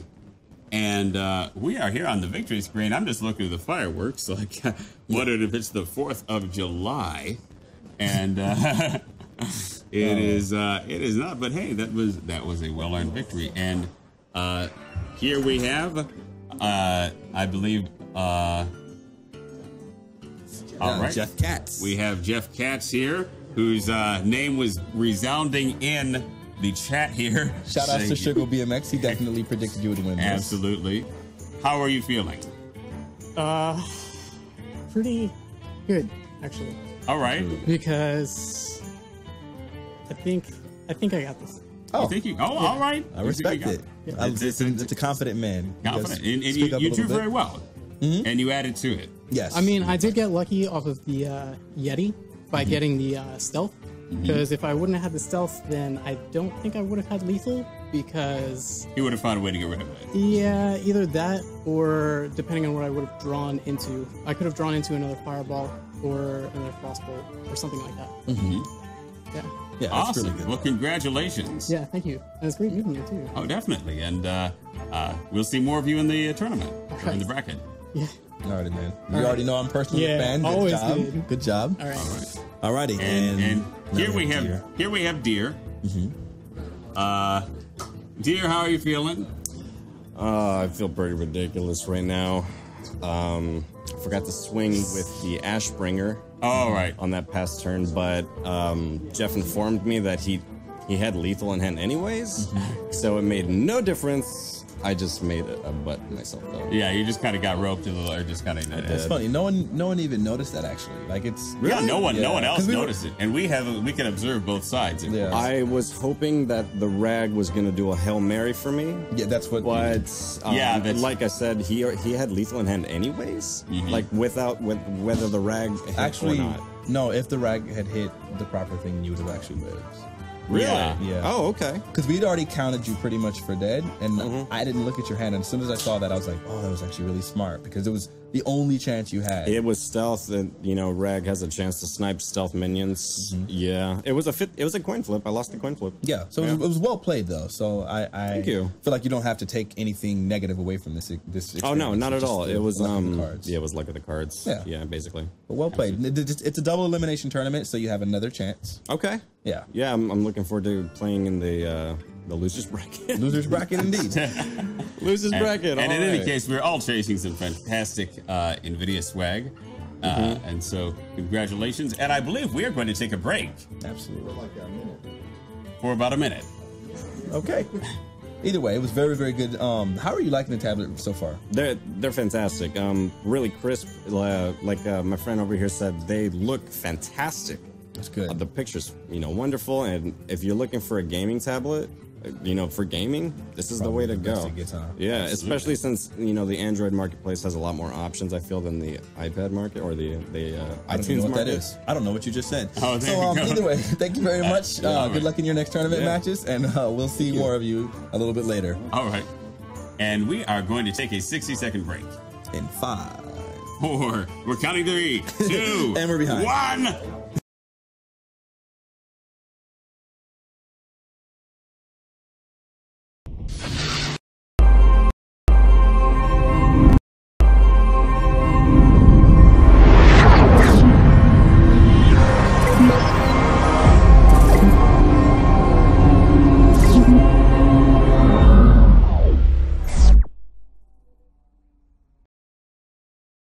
And we are back live right now. We're back live? Okay. That wasn't Wow, exactly that was quick. that was a New York minute. Yeah, that was definitely what they call a New York minute, because I said 60 seconds. Yes. And I mean, seriously, I couldn't time an egg on that. No. Seriously, that egg would still be, that'd be a raw egg on that 60 seconds. Oh my god.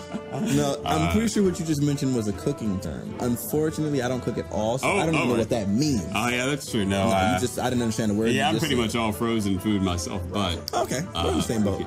And we are back in the bracket, and we are going to have Jeff Katz and Astrogation. Astrogation. They've both been completely dominant so far. Well, Jeff has only played one match, but his match was pretty convincing. Pretty convincing. And Astrogation has also played had really very good games. And now, this is the interesting thing, is that they both have seen the decks. Well, Astrogation has seen the deck that Jeff Katz ran, and Jeff Katz has seen 2. Yeah, of they were able to Astrogations. spectate the games that they were not playing personally. Yes. Of the other. And so it'll be interesting to see how important is that profile of the other player. Absolutely. Going to be in informing their decisions. Yeah. So I don't know. I feel like there's only so much information. You didn't see every card, and That's unless true. you're really aware, it's hard for you to remember all of the cards that someone has in their deck, and then even to know exactly what deck you should run against it. So there's still going to be a lot of just raw talent and skill and display here in this matchup. And And Shane Payne, fact, Tay is a 5-time defending champion of jump rope. Is this true? Apparently, that's in the Tay Zonday fanfic. Okay. Apparently, that's going to be in, and it's being written by Shane Payne right now in the chat, writing the Tay Zonday fan fiction. Nice. I respect that a lot. Hey, I'll take that. The superhero version of me is a 5-time defending champion of jump rope, and it appears that there are going to be some real potential champions about to play in this next match. And so, are we ready to go to them? Are we ready for this next Astrogation versus Jeff Katz bracket? This is the match I'm really interested for. Okay. We're having a couple technical issues with the spectating, but they will be here very shortly. Right. And I don't want to say that. I'll call it 87890 to the second is Tay, the guy who sung Chocolate Rain. Yes, he is the guy who sung Chocolate Rain. I just talked about myself in the third person, didn't I? What's that? Oh, we're doing... Okay, so actually I was wrong. We're not going to go straight to the semifinals. We're going to the losers bracket. Yes. All right. Yes. All right. So we are going, I'm presuming, Deer versus... It can either be them or Axel and Jedi Consular. So... no one's actually been eliminated from the tournament. So of the 6 people here, there's been no clear-cut winner. And most definitely. And here we are. We've got a priest versus paladin, right? Mm-hmm. And looks like Deer has coined. And pardon me. So there's 2 coins. There's a coin of who goes first, and then there's a coin of getting an extra point. Yeah. And so yes, the Deer has the coin that most people talk about. Yes. He had 4 cards. Yeah. To start with. That's pretty much what I was looking at. Mm-hmm. And did you know that there was actually, I guess it's been determined now that if you win your first, if you play the first 3 turns properly, that you have a significantly higher chance of winning the game. Those first 3 turns have interesting. Now that's an interesting analysis. Yeah. And of course we have a Dark Cultist versus a Death Rattle, not very useful without more minions, and then a Mustard Battle, also the not useful unless you put out more minions. And there we go. The more minions coming out, and 3 damage to the priest. And the priest, probably above all the other characters, has the most potential of self-healing in terms of hero damage. So the priest has the least to worry about. Yes. In terms of hero damage. And this is interesting because, Deer didn't run a priest earlier. Interesting. Yeah, he's running a brand new deck. And you kind of wonder what the strategy is there. I guess, you kind of... were they watching some of the previous games, right, and thinking, hey, this is what I need to do? And Deer coming out there with the injured Blade Master, of course, the 4/3, and probably going to expecting to find some way to heal that. And he's a really full board. And Adam keeps filling up the board very, very quickly for the 4th turn here. Yeah, he is making that Wild Pyromancer so unbelievably valuable. Absolutely, because when that happens, of course, and it's happening right now as we speak, the Wild Pyromancer is going to be taking that stuff out and again healing injured Blade Master as expected. Now he has complete board control. Deer has complete board dominance now, and he doesn't have to worry as much about the hero health. Being a priest, and so I would definitely say Deer is in a good position. And what does Adam K have to respond with? He has an Acolyte of Pain. He has a Ragnaros, right, for the 8th turn. Yeah, that's a long ways from now. A lot can happen in 3 more turns. Yeah. He wants to put out Acolyte. He wants to draw some more, apparently, is what he's thinking. And there we go. Yeah, I would draw in his situation as well. But he can only draw once that minion is attacked. And unfortunately, paladins can't target their own minions like a mage can. Interesting. And now he has a shot. Oh, wow. What is Vol'jin? Can you highlight that card? Let's see, where are we going? To the left. There you go. Swap health with another. There you go. Yes, that's right. Swap health with another. That's a brand new legendary for this expansion. Interesting. Yeah. And it looks like Deer is going all face. Yeah. And keeping that board clear, keeping that board control. This is really dominant. He's in a very dominant position. Absolutely. Because he also has Sylvanas, which means he gets to take. When Sylvanas dies, it immediately swaps with any other minion as its death rattle. Mm-hmm. And so he's definitely doing a lot of twerk right now. Let's see.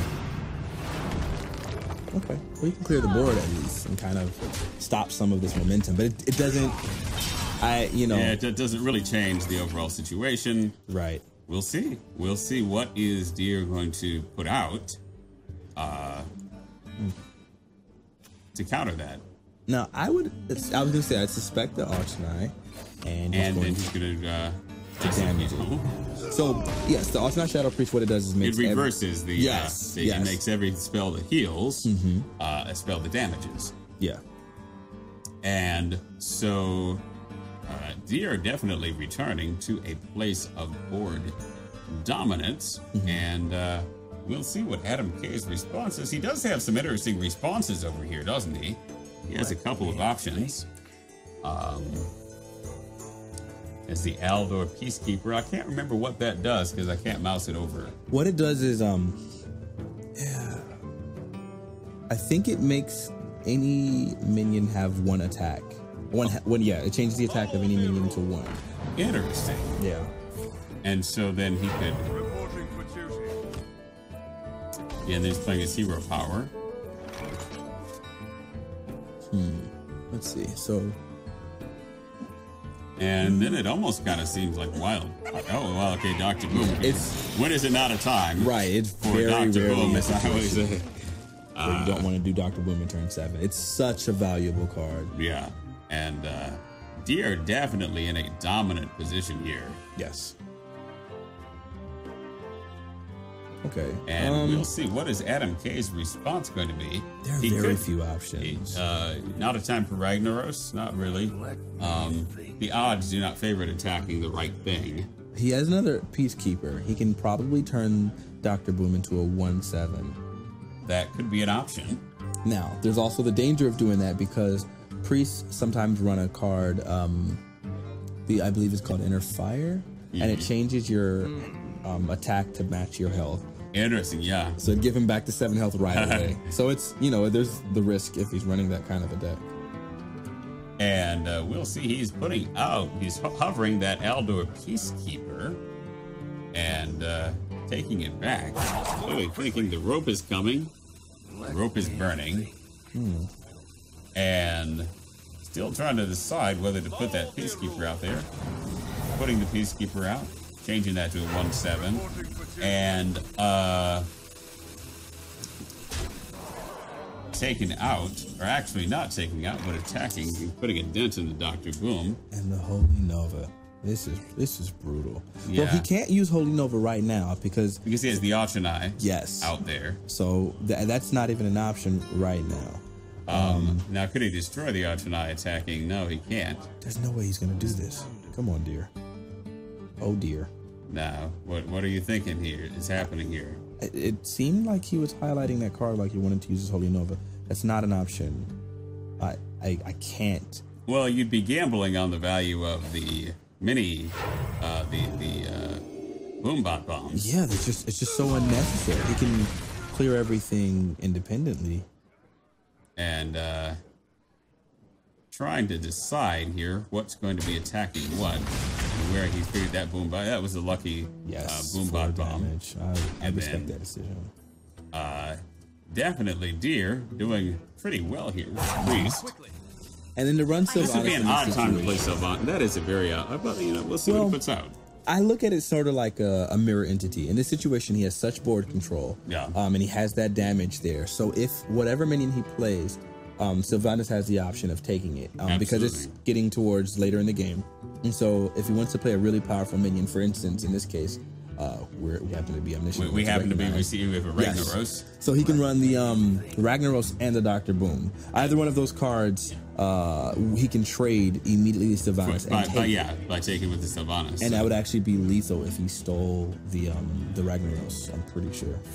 And so that could be an interesting. Restore 8 health, draw 3 cards. Now, this just looked like it went. The game actually went a little bit in his favor because he can now play the ancient Healbot, which is antique Healbot, which is 8 health. Plus 8 health. Yeah, that's really good. And then combine that with the True Silver Sword, which he can deal 4 damage. Now, and why Oh, did he just gave the Sylvanas more health, which is interesting because he kind of wants the Sylvanas to die. That is very interesting. That was a very interesting choice to buff with +2. Not sure he would have done that if he had seen the hand that's coming. But the Sylvanas would still die. Against the Dr. Boom or Ragnaros. And I still believe that the Paladin Adam K is still in a pretty decent position. He's still. I think the Priest is still winning, but I think Adam K is not in an awful position. There's a chance to come back here. And we are seeing what comes next from Deer. Oh, no, actually, I'm sorry, from Adam K. Oh, thank you, ES Animo. Thank you. So he just pointed out that what he'll likely do is he'll use his legendary Vol'jin and swap his health with the Sylvanas. And that way he'll be able to have a 7 health. And 7 health, or would it be a 7 attack? Did they swap? Can you mouse over it again? The Vol'jin? Where we were. There we go. Swap health with another minion. Yeah, it'll swap his health. So he would be able to do that there. But I guess he's still waiting. And you're playing fairly conservatively. Yeah, I could have seen him. Which is probably a good choice to not be overly aggressive, especially if you're a priest. Now, I want to point out, Adam K has a combination. It's Quartermaster and Muster for Battle. Quartermaster makes him summon 3. There's another part. I'm sorry. First, there's Quartermaster buffs, I believe, your minions by 2. All of your Silverhand champions. And then Muster for Battle makes you summon. Yeah, no, that's the combo. I'm tripping. So Muster for Battle will give him 3 Silverhand, and then the Quartermaster will buff them for 2. Interesting. So he's doing that now. See, so it gives him those 3/1/1s, and then he gets to make them into 3/3s. And will he do that now, or will he kind of wait? I can't see him playing that and not doing it right away. Yeah. Oh, he says it was a mistake, so I don't think he wanted to, but now I don't feel he has a choice. And he did it. I think the reason why he's saying it was a mistake is because he could have attacked with the True Silver first before, and then, did it in that way. I think he ate his weapon. And so this is definitely time for the Priest if he has, what is the board clearing spell? The Cone of Light? Holy Nova. Holy Nova. Well, Holy Nova is +2 for you and -2 for the enemies. Yes. And then that's a bit of their board clear. And the other thought, it's the light, has light in the name, that does each. I know what you're talking about. Each minion's attack damage to it. Yes. I never ran that card, but I know what you're talking about. And he did the Holy Nova. And of course, it killed the, whatchamacallit. Or did it? Somehow he did more than 2 damage, I think. Yeah, because he cleared out the... because the Wild Pyromancer also does 1 damage whenever you do a spell. Okay. A deal 1 damage to all minions. There we go. Okay, so that's why he took out all the 3s, the 3/3s, with the Holy Nova. It was the perfect play in that case. Rouge FBI would cut my own arm off to your live conversation between Tay and Neil deGrasse Tyson. Oh, well, thank you very much. And Adam K putting out 2 Sludge Belchers. Not a bad move when you have 11 health in a situation like this. This is definitely a Vol'jin play, I would say. Because Vol'jin will have 5 health. The Sludge Belcher will have 2, and he can trade the Quartermaster for him and still keep him alive. So I would imagine that would be the play there. And is that what type of play? A Vol'jin? Vol'jin. That's the name of the minion. I'm saying I feel like this would be the proper time. Swap. Okay, swap the health. So he's likely to swap. Handle 85, that is indeed the Chocolate Rain guy. And, you see, I'm not sure that I would play Vol'jin in this case, because then, I mean, I guess maybe. Well, you're only doing 2 damage with the Quartermaster. Oh, and the Paladin is popping off right now. He definitely hit him with the taunt, and Justice demands retribution. Unfortunately, I'm not quite sure that retribution will come. Yeah, that is a good question. It's hard to really pick who is ahead in this situation. I guess I'd say Deer is still ahead because he has relatively abundant healing powers again, and he definitely has board control in terms of offensive board control. But now that is interesting. Oh yeah, and he kind of got roped there a little bit. Okay. So at this point, a Holy Nova would be so amazing. He would draw 4 cards. But now we're going to see if Justice does indeed demand retribution. Because I feel like this priest is in a very dominant position. He is a very dominant priest. Yeah, and so I can't imagine what I plans on doing to bring this back. I would almost, yeah. That is a good question. All right. And so he just cast a equality, change the health of all minions to 1. Mm-hmm. It's not a bad move.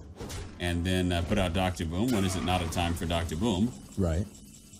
And, well, apparently he hung out. Did he just draw Dr. Boom? He's had that for a little while, I think. Mm-hmm.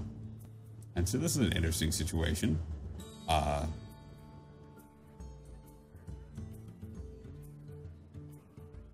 Yeah, Adam K. Oh, this is brutal. He has a 10 mana combo. Auction Eye Show,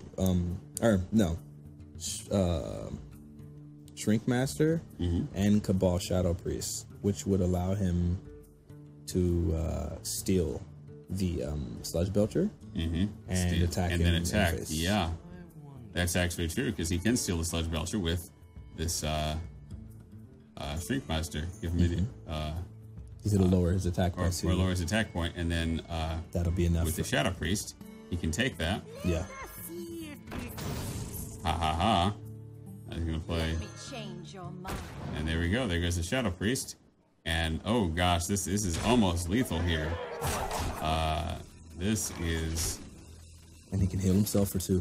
Yeah, this is looking pretty bad. Yeah. If he had the Arcanine out there, that would have been lethal. You could attack the hero, but let's see. Is there a way? This would be a pretty amazing comeback at this point. It'd be if I can't if see Adam K did a comeback from this situation, that would be an extremely memorable game. Oh, and the pop off. Oh, there's the pop off. Dear going, well played.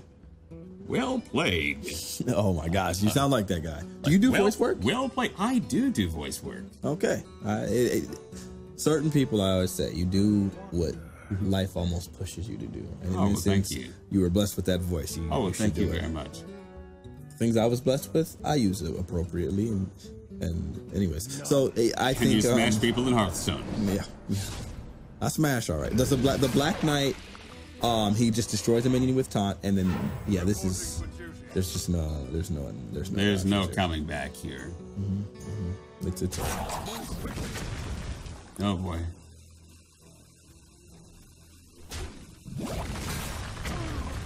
Yeah, that was not as lucky.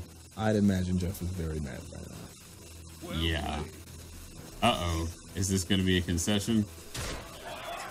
Not quite. And then we'll see. And he hit himself in the face. He bopped himself there. That's, oh, that's devastating. He went 0-2 this time. And he had really high hopes for it. All right.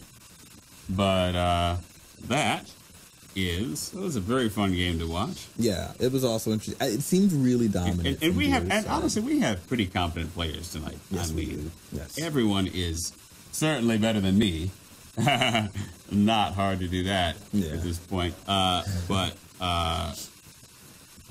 I haven't really seen any major misplays or things where I would say, "Gosh, what was happening there?" It seems like a lot of it really has come to the heart of the cards and just playing what you have. Yeah, and how do you draw? Yeah, and how do you deal with what you draw? Oh wow, Growy70's in the chat. How are you doing, man? Him and Roach. I see a lot of my viewers here. It's pretty interesting. Yeah, I saw a few of my viewers. And Black Skills, No Consecration, Love, Sheen Wolf, oh well, GG. Hacksaw 29, so Tay Zonday plays a couple of games in Hearthstone, and now he's a caster. Oh, the salt! Yes, the salt. Indeed. Well, when you have that voice. Yeah, this is the People's Hearthstone show. Yeah. It's like we're all people, and here's the people right here, winning people in Deer. How are you feeling after that comeback? Because that was pretty dominant there at the end. I think I misplayed a bit, but it ended up okay. I almost played a Holy Nova onto myself. Yeah, because I had the Akanai up, and I was like, just Holy. Oh wait, that sounds like a Tay Zonday move. Yeah, I do that, and my chat is always like, "Oh, Tay, you." I'm like, okay, yeah. I didn't realize I had the Akanai. I've actually totally watched you stream, and it was a lot of fun, like being in chat and stuff. Oh, and just, watching you play and stuff, and interacting with chat. Thank you very much. It's a really good time. And you just had a victory with the Twin Galaxies live here. So congratulations. Thank you. Yeah, it was good. Yeah. I had a lot of fun. Where's everybody else? Where did they go? They took them back there. They're also. We take people to the back here. We take people in back for a little conditioning. We don't know what we do to them in the back, but we take all the contestants. But definitely. So you're still in there. It's good. You definitely stayed off the loss I mean, the deck I lost to, Mech Mage, is a very, very effective deck, and losing to it is pretty common. If you can get control of the Mech Mage before it gets out of hand, then you win against them. But if they have very, very often just roll right over you, and I couldn't keep up. And again, as you say, that's often luck of the draw. Yeah, it's Hearthstone. Basically, Hearthstone's luck of the draw. Well, good luck in your next match. Thank you. Did very good. Thank you. You got to advance. Awesome, yeah. And now we'll get to talk to Mr. IMI. Yes, Mr. Adam K. Hello again. Oh, man. Sad to be here, but it happens. It does happen. It's the heart of the cards, man. Yeah, man. No, the thing is, I'm used to inferior tablets to the NVIDIA Shield, so unfortunately, I forgot I already It was working so well. It was almost like, gosh. Oh, you accidentally made because you're used to the worst tablets. Yeah, I'm used to inferior tablets. Yes. You were kind of learning the interface. Tonight was the night. That you were mastering. I'm the chalking interface. it up to that. So that was that. Also, Priest is like the worst matchup for Paladin, hands down. It's because most of my minions are 2 and 3 attack. He has Shadow Madness. He has Cabal Clerics. It's just most of my minions are gone, and then he has a lot of 3 damage board clear, 4 damage board clear. So not much you can do against it. But it was a really fun match. It was. Yeah, it was very fun for us to watch. I hope you're not discouraged. There's going to be more of these tournaments, and you still have a chance to get and win this superior gaming tablets. Absolutely. There we go. Yeah. So we're looking forward to seeing more of you, man. Absolutely. All righty. Next time I'll wear the rogue. Absolutely. Thanks for coming by. Hey, you did wear the Paladin garb though. So that was on point. I had to play Paladin just because of that. I respect that. That was on point when he corrected me. I'm like, wait. Yeah. Like, oh, excuse me, it's a Paladin. I'm like, oh, there you go. Yeah, thank you to NVIDIA and all the sponsors. I mean, this is an awesome show, and I hope you guys keep it up. Absolutely. Thank you very much for coming by again, man. And good luck with League of Legends. Thank you. Yes, he also streams League of Legends here. It's very interesting. Most of the people here that I've met, they are omni gamers, if you will. Like they play. Jeff Katz plays fighting games as well. He's really good at Killer Instinct. And here he is playing Hearthstone. And you have quite the history with fighting games yourself. Yeah, that was my strength, my major strength. And so now if we look at this bracket, so IMI is going to be the first person to go home. So he's 6th. Well, he can tie, so we'll say 5th place, and then whoever loses between Axel and Jedi Consular will be 5th place as well. And we'll see as we look at this bracket. And Chef Phoenix is saying Seth Green plays Hearthstone. Not sure where that comment in the chat is. Maybe he does. You never know. Yeah. You'd have to ask him. Tweet that at him. Tweet him that question. Moobot says, take control of the cameras by joining us at twingalaxieslive.com. Are we ready for the next bracket? I believe so. We are ready for Axel versus Jedi Counselor. Yeah. And, apparently we are not. We're still... Well, we're ready. They're getting ready. We're ready. We have to wait for the loading screen. We aren't ready, like, right then. Like, you know how you say, like, you're ready to leave the house? And it's not like, you don't mean like you're walking out the door. Yeah. You mean you're ready in the next, like, 2 or 3 minutes. Well, as a black man, I operate on what is called colored. I'm not even going to go there. Not even going to go there. No. You know, I'm biracial, so that's just like, that, like, causes, like, explosions and, like, things inside of me. It's like, I'll like go off in 2 different directions. Tune that out. But no, I'm definitely one of those people though. It's like, I'm ready, but then I make people hurry up and wait. Yeah, that's the thing. All right, and are we actually ready in space time, real time, whatever you call it, astronomical time? We're ready to be in this game. And Axel's okay, and. We have a little bit of oh, there we go, kind of a little bit of a display flub. And Edwardson versus Axel. Is he running a Murloc deck? These look like some Murlocs, don't they? That's an interesting card. What is this is a very interesting Paladin deck. I'm not sure what exactly is happening here. And we have Axel Sart doing the Stone Claw Totem. And what? Okay. See, that's the thing with Paladins is they have 4 different totems they can have. They have the Taunt Totem. That one is a 1/1 Searing Totem. They have a 0/2 that does increased spell damage. And then they have a 0/2 that heals every minion for 1 every turn. And the Taunt is by far my most hated one. Interesting. It seems like it always comes and just is very disruptive. All right, and so training the 1/1 Cogmaster for the 1/1 Silver Hand Recruit, the Paladin's hero power there. And I meant for the 2/1. That actually made more sense to go for the 2/1. And then you could play either Razorfin Hunter. That's the obvious thing. Such a crazy deck. Nothing else that he can put out there. And Edwardson definitely keeping the board control right now. And here we have the piloted Shredder and Axel Sart getting up to 4 mana. What is this deck?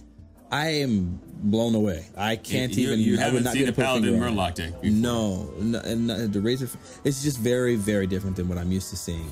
Interesting. And giving the minion 4/4. Holy moly! Blessings of King. Blessings of King. Oh, that's so it could draw any. I believe it's level 2 minions. Yeah. The piloted Shredder. And it happened to draw a 1/1. Oh gosh. And so then now he gets to trade it for the boar. Yeah, and maintain board control. That was not a lucky draw for that piloted Shredder. Absolutely not. Axel. You'd rather have had him a Yeti or something to put out there. So that was about as weak as the Death Rattle can be. Yeah. And here we have an Azure Drake. And what does the tree symbol? Whenever your hero attacks, restore 2 health to it. Well, he's at full health, so that doesn't have the benefit. That's going to do both heroes still at full health. So I think this might be a Sludge Belt return. It's on the curve. Yeah. And it makes sense. This is very interesting. That's a very interesting play. I can't understand this. There's something. This is such an unorthodox deck. I can imagine maybe there's something that he understands about his cards. Restore 2 health to it. So that was 2 wasted health. That seemed interesting. But it's kind of like a cutthroat board dominance at all costs type strategy. Yeah. But and he just put out the fire elemental. I'm blown away by it. It seems very, very, very strange. Yeah. And fire elemental is almost kind of like a mini Ragnaros. It's that isn't interesting. And he doesn't have the mana to deal with he doesn't have anything that can immediately kill the flame elemental, so he's going to probably Yeah. It was what we thought we would do the previous turn, which is put out the Sludge Belcher. Yeah, it just seemed like that might have been the better play. Yeah. But we will see how this goes. Very interesting. And so Lava Burst, he can immediately kill the Sludge Belcher. All right. Because it deals 5 damage. All right. And so, well, I mean, the Sludge Belcher is going to reappear. Yes, it will create the 1/2. But and now he put himself in lethal range of his weapon. And he hit him with the pop off and said, "Justice demands retribution." And then we have the Stoneclaw Totem taunt. Thank you. Since one of the 4, it's the 4 random totems, right? Yes.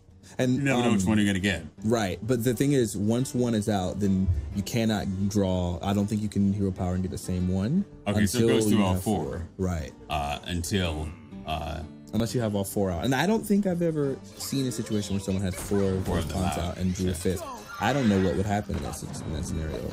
I've never seen it, being honest. Does anyone in the chat know? See, this is why this is such an amazing show, because, like I said, we all get to learn. Yeah, we all get to learn, and definitely I need some learning of this game. Absolutely. But it is always very exciting. And what do we have here? We have a lot of small value minions that Edwardson has put out. Could there be a better way to learn than this? Seems so, it's really great. Yeah, I guess is this still a Murloc deck? The mech? Or the beasts, Murlocs, and it's odd to see, usually you try and build synergies between the minions, and the beasts, the mechs, and the Murlocs really don't have much synergy between them.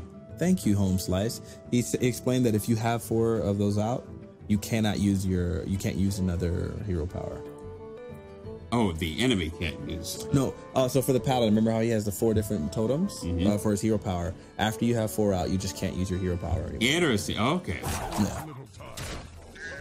And that is such an unusual situation. We've never seen it, so we don't know. We didn't know. Yeah. All right. And then Shielded Mini Bout.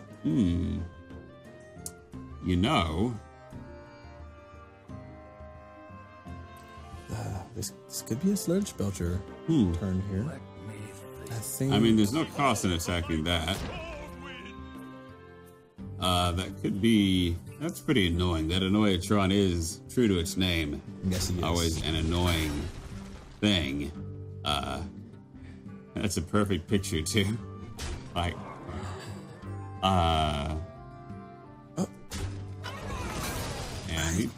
That's interesting. That's interesting. This is really... I am not understanding some of these decisions here. And, okay. Let's see. I mean, it is such a diverse deck. Really, what is it? It's kind of like, it's a village people deck. It's like the village people of Hearthstone down there.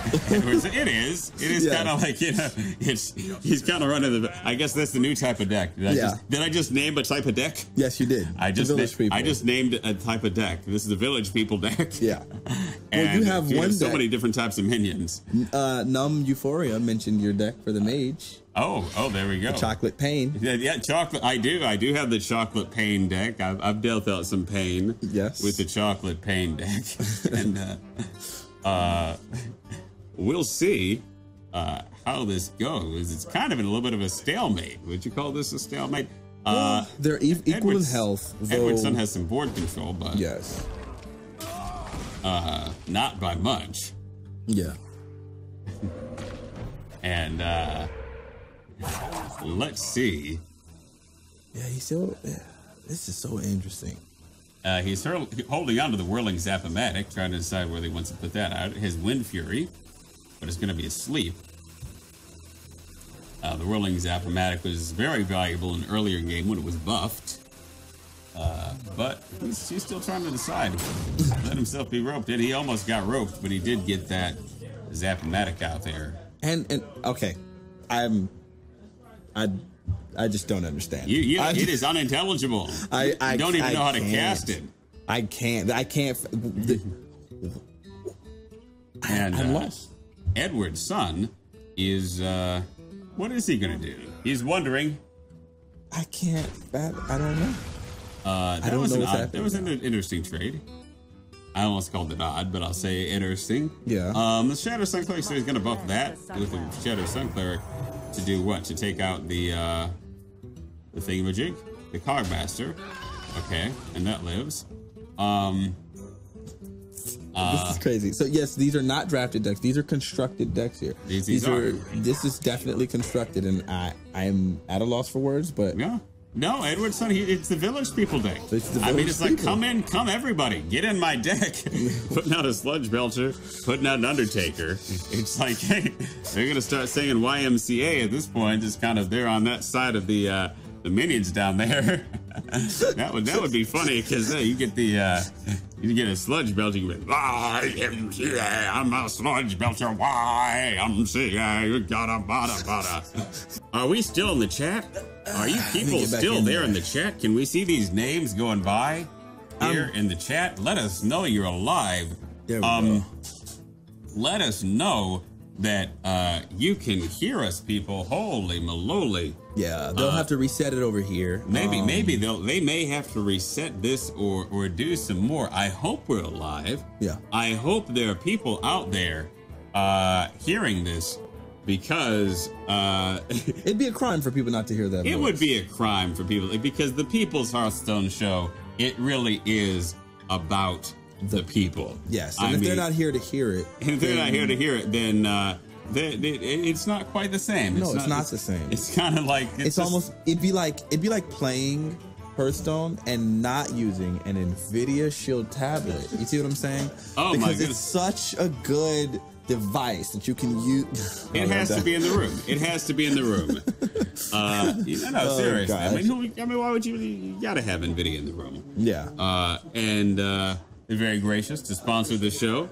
And hopefully we can start seeing that chat again. Yeah. Hopefully there are still some people. I see that chat moving over there. There's some chat on the far room. Yep. Oh, broken movie. Yep, the chat is moving over there. All right, it is moving. So it is up. It is up. Okay. And we had an internet outage, and it's unbelievable because if you were in this building, seriously, this building is the internet. Like you walk around here, Al Gore invented the internet right here. Right. Like, serious. No, Al Gore was here. Yeah. Al Gore was here when he invented the internet. Yeah. Like, this building is the internet. Yeah. So, to have an internet outage. It is insane. And the internet that he invented is what actually caused climate change. Apparently. But we are going to be back up and running at some point. I see the chat. You see me on my tiptoes because I'm seeing the chat go by in the background. way far away in the background from me. And I am not seeing it on the screen in front of my face. Yeah, so I can kind of see how it goes. I can see Tony Lazy Game. Look, everyone, I am Night Shanimal doing. I don't even know what you just said. And then Lewis 3103, that move though. In Nail says, Tay, I'm confused. Well, there's nothing to be confused. And I just had a little burp. It was a quiet burp. See, you know what? This is the beautiful thing about casting and things like this is when your friends come into the chat. All right. I'm always very tempted to say things. And I feel like we have such great relationships, so many conversations that I'll say things that they're picking up on that other people are just like, wait, they don't even understand what's going on. Yeah, there you go. It's really entertaining. It's like a public. It's like a public conversation. Yeah, but it is also private. Absolutely. It has that other innuendo. Yes. Yeah. The double. I guess innuendo means real. It's like almost like negative. Like what's another word? A better word is subtext. Yes. Subtext. Yeah, that's actually much better. It has more. Very good diction there. It has more subtext. Yes. Using the vocabulary. Yes. Here on high in Mount Tay. The Tay vocabulary. Yes. It's not innuendo, it's subtext. Subtext. It sounds very dainty. Yes. Sounds very when Shaq is doing that thing where he's trying to be dainty, King. Oh, you've never seen he's like, I've never seen Shaq. That's a thing? That's a thing. So because the internet went down, they're going to restart their match. Okay. There's nothing we can do. Yeah, because the internet went down. Well, listen, that it's last Hearthstone. bracket is going to have to be restarted. The luck of the draws, And right when we were singing about it, we were singing about the Village People deck and everything. I hope to see that Village People deck. Yes, I hope that part I want to return to the Village People deck because that deck, it had everything. It had everybody. That was the casserole deck. Yes, it seriously. was. If you were going to make jambalaya out of a minion deck. That was it. That's what it is. It had it all. I mean, I was waiting for the legendary splice at the very end of it. Yeah. But we didn't get there yet. But it's okay. So we're going to run it back. I'm pretty sure we're going to run this again. Decks. Yeah. We're going to run the bracket again. They're running that same match. That game. Yeah. Remember, ask them about him being new to the game, too. Oh, okay. That's a good point. Todd, I don't think anyone has to be asked about me being new to the game because everyone knows when I'm casting that I'm new to the game. They're all saying in the chat. But that's how you become a good caster. As Dakota laptop is a 135. I'm in the chat. I'm a hater. You suck. But everybody else is enjoying watching if they're not Dakota Tap 134. And having a fantastic time. You just put him on blast. There we go. He caught the tip there. So I feel like the good thing about it, I feel like this is why this is the best show for someone like you to cast. Because I've heard a few people say things like, well, Tay doesn't know the game intricately. Why is he? And I've seen that in the chat, and it's like, this is literally the perfect situation where we are all learning together. Absolutely. You, and everybody, you always included. learn at every level. You never stop learning. Yeah. It is a constant journey. Yes. And that's the beauty of it. And I think it's a new thing to casting too. Yes, isn't it? I mean, we're doing something that has not been done a lot, right? Which is a casual cast of a bracket that is, a casual bracket. Of a casual bracket. That's it really so is a casual uncommon. bracket. It's not like a cutthroat thing. We're all friends. Two of the competitors, we're saying, hey, we were talking to each other. Yeah, and no one's paying to enter the tournament. Yeah, there's not very much on the line, except for the amazing. Fantastic. I mean, by not very much, we mean like it's not like $1 million League of Legends tournament on the line. And there's no personal stake. But that also means that it's very accessible. Yes. And the NVIDIA Shield tablet is very accessible. And so, what are we doing? What are we saying in the chat? Huzblade says, LOL, Tay. I'm tiptoeing. I'm on my tiptoes to see what you're saying on the chat. Ziffer Skies, thank you so much for watching the cookie time. Guys. Well, they brought a good point. Do you think the internet could have gone out because you summoned a chocolate storm, a chocolate blizzard above our heads? I might have. I think that's might have been what it was. That's in the next expansion of Hearthstone, the chocolate blizzard. Yes. We need the chocolate pain card. That has to happen. I feel like that needs to happen. In the next Hearthstone expansion, we're definitely going to have a chocolate pain card. Maybe. I can't say definitely. I mean, but who knows? I think it's a good Blizzard's idea. an amazing company, and they sometimes do things like that, including influential members like yourself. Chocolate pain. I want to be a legendary. Yeah. It has to be a chocolate pain legendary. Absolutely. There we go. And yeah, I think the card should include something with the voice. Maybe it should be 9 mana. It should be expensive. Yeah. But what should it do? It should be like, what would make a card worth 9 mana to play that late in the deck? It would need to do AoE rain of some kind. And what would that rain do, though? That is a good question. We'll have to think about that one. Yeah. We'll have to think. We'll have to propose that. Yes, yeah. next Maybe week on the show, we will have an idea for what the chocolate pain legendary should be doing. And actually, you guys could also sound off in the chat and let us know any of your ideas on what you think would be actually that would be card wonderful to know. pain. What would the chocolate give us some entertainment and help us read some of that? What should the chocolate pain legendary do? That could be a question out to the chat. And so, what do you think about this tournament thus far? It's been pretty interesting. It has been fun. It has been an absolute blast. Did you expect to have this much fun casting? Oh, I mean, I love Twitch and broadcasting, and Twin Galaxies live here is a great opportunity to do it. And they build us this swag set. Like, that's what I did not expect. It is the definition of swag. I did not expect to be doing it on this swag of a set. See, now here's the thing. I've worked with Twin Galaxies before, and it seems like they always go all out with their production. Absolutely. So I kind of expected something kind of elaborate, to be honest. Yeah. Because when we did the Infinite Crisis experience, I must have felt like we were, it must have been MTV or something. It was just so it's just elaborate is the word I can use. Well, no, I mean, this feels like, seriously, is there a sequel to Braveheart? I mean, seriously, is there I'm about to lead an army right here. Right. I mean, this is my command post, and I'm out on the field. Oh, no, I think... Did the internet go out again? Uh-oh, did the internet go out again? No, we're good. We're good. There's there we chat. go. There's the chat. There's the chat. Yes. Just off the chat. The chat came back. Absolutely. Like the cat came back. The chat came back the very next day. Thought it was a goner, but the chat came back. They ain't gonna go away, way. Give me a type. You know what? If we had a piano right here, Tay, came back. I'd do a song with the very next day. There we go. And there we have Sorry Zex. Tay is a great caster. Every commenting duo needs one technical guy and one excitement guy. Oh, I guess I'm the excitement guy. Yes, you are very. I'm the excitement. Jeff Phoenix in chat is very excited right now every time you talk. Oh, I need Fanatiq to really stop trying to level up on my ears.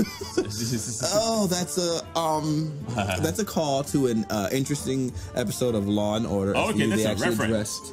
Addressed some of the gaming things going on in the community, and it was very interesting. I think someone just uploaded very good clips of it earlier today, and I saw it for the first time last night, and I don't think I was ready for it. It was very, very entertaining. Interesting. Yeah. And we are still in stretch mode, as they call it. Yep. When they direct us to stretch, and see what's happening. And you're the funniest person alive. I hope you. I don't think you realize you are very funny. That is the graphic. That's exactly what. Seriously, like the dude stands behind the camera and he's like, and he does the spirit fingers and he does the spirit. Yep. It's a spiritual thing. It's like he's like the priest of the priest, and we're like he's at the altar. And stretching. Stretching. There you go. The priest is. Would Todd like to be called a priest? We're saying you're the priest of stretching. Yeah, we are stretching, so we're almost there. We're almost there. A new edict has been declared. We are almost there. Oh, you do requests? Someone asked that you sing Barbie Girl song. Barbie Girl. Oh, do we have ASCAP here? I can do that. I'll come and talk to you. We can do. I'll be a guest. Okay. Barbie Girl in a Barbie world. I'm very happy to be here. Life and pleasure. Actually, you did that YouTube video where you're dressed up as a girl. Ironically, in Jace's kitchen. Yes, it's the I Play WoW music video. From that's right. I Play WoW. This is the star of the I Play WoW music video. Well, no, Jace would be the star. I would have been his mom. Oh yeah, that's right. Yeah, you were his mom. I played his mom. And you were in. Yeah. I mean, you look good. You look good in drag. Don't put that vibe out on me. I'm not. I know I dressed in drag on that stream. No, but you look good in drag.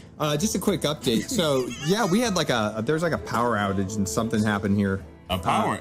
Something happened in the building. There's a couple of companies in this building. Something happened. Our net went down. It's coming back up slowly. Oh my god! But we were right in the middle of awesome gameplay. It really was fantastic gameplay. You guys, by the way, are hilarious to watch. We're like, we're laughing, and it's not like the way we're like laughing at you. We're laughing with you. It is a good type of laugh. Thank you very much. But we are going to be doing the show every Thursday. Yeah. At 7 p.m. At 7 p.m. Pacific. And 10 p.m. in New York. That's right. That is 5 in the 3. I want to say we're minus 8 GMT, so that's 3 in the morning in London. Oh, nice. It is 7:42 on Mars, where he's from. No, I just know the times because I do this. It is 2 p.m. in Australia. Wait, just hold on a second. It's 2 p.m. in Sydney. Wait. you know the times because you do this. Define this. And what is this? What is it that you do? I stream. Like the people's Hearthstone. You stream. Yes, and he has such a global audience. That's so weird. So when I give the times out for my stream, I give it out Los Angeles, New York, London, and Sydney. Oh. What about Marsha? So different people. And Jan. Just Cindy. Brady Bunch humor. Okay. No, that joke almost got okay. No, it worked. We're going to let you guys get back to this, but guys, just hang in there. This is a show for the people. It's all new players. You're very new at this game. You are sultry and awesome. I don't know. Okay. Yeah, something. I'm gonna own it. Yeah, I owned it. Own that. So take care. We're going to get our stuff back up and running here, guys. All right. And thank you guys for sticking by and watching. Yeah, those of you guys so who much were staying. for sticking with us while the internet goes down. And again, like I say, for the internet to go down in this building, something had to happen. Yeah. Like seriously, what was that last Godzilla movie where they had the EMP field? I didn't see the last one. Oh, you didn't see that? Was you know what's really sad? That was a good movie. The last I didn't Godzilla. see the old ones either. Oh my! I know. It's hurting, right? It hurts because. Oh my goodness! I just watched Sandlot. We have to take Fanatiq out to see some Godzilla. Yeah. So he can know what happened to the internet today in this building because he doesn't even know what the EMP attack is. He doesn't even know. No, I don't. Actually. He hasn't even seen the movies. Yeah, no, I missed most of those. So, for instance, I just saw Sandlot last week for the very first time. All right. And that's like, I guess an American classic. Yeah. So I just I'm reclaiming the parts of my childhood that were lost to piano. Oh, all right. So you play the piano a lot, do you? That was like my thing. It still is. It still is. But yeah, that was my. I missed out on a lot of movies because I was very. You're very studious. Like you were studying the piano, and I wish I had studied it more. Yeah. I do it a little bit, but most definitely. You definitely play already, though. To some extent. But Ninja Bush War saying we need mittens and her thumbnails. Starting their tournament. Was that? We're gonna go to them as soon as the spectate comes up. Okay. We apparently we're close to being back. Yes. Rogue 9, how are you doing? Pure adrenaline. Interstellar was great. Robbie 39521 saying, Sandlot, come on, man.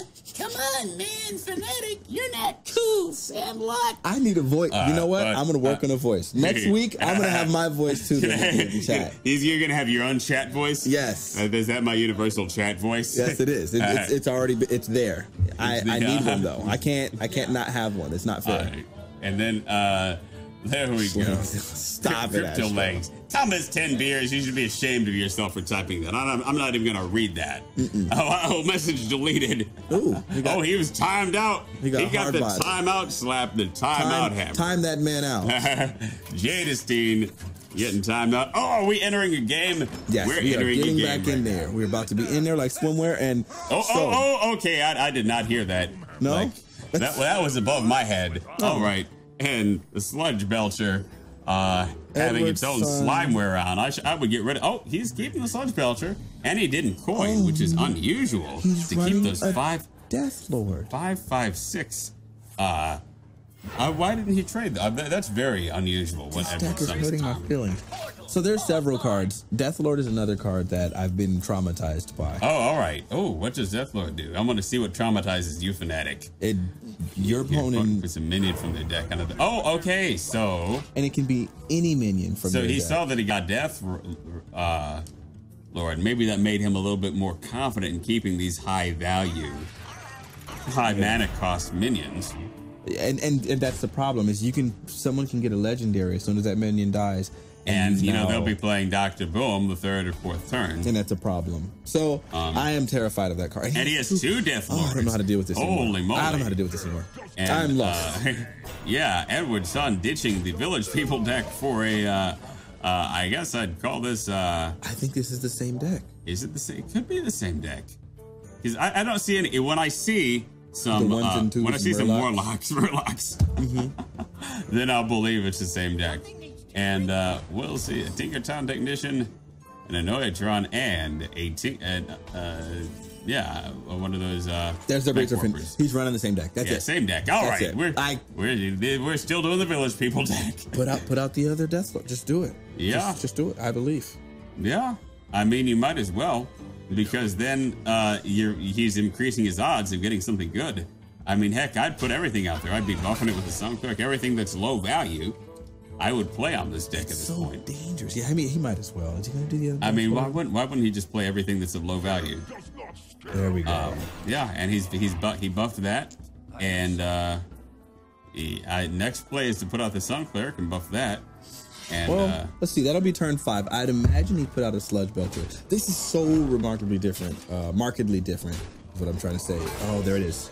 And he got the Fire Elemental. The only benefit right here is that he did not get the benefit, the battle cry of the Fire Elemental. There you go.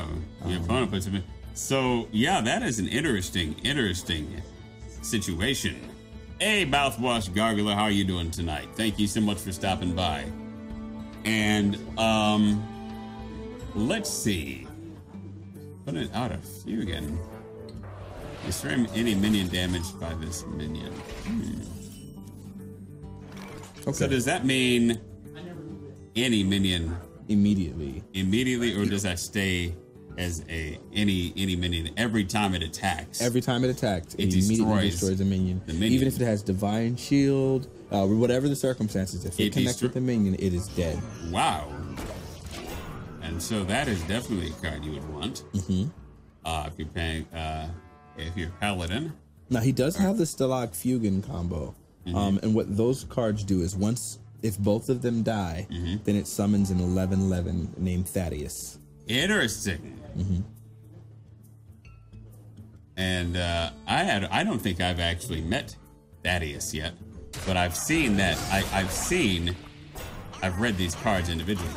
Yeah. Maybe I don't want to meet Thaddeus. No, he's actually a problem. And if you combine him with that card I was talking to you about earlier, Baron Rivendare, you summon 2 of them immediately. Oh my gosh. And then it revives the minion if you have Kel'Thuzad's. Oh gosh. And so then you'd summon 2 of them, revive them, and every time. So Thaddeus is like Daddius. Like he's everybody's daddy. He's the Mac Daddy. He's the Mac Daddy. Yeah. Like you have Thaddeus, you're going to be everybody's Daddius.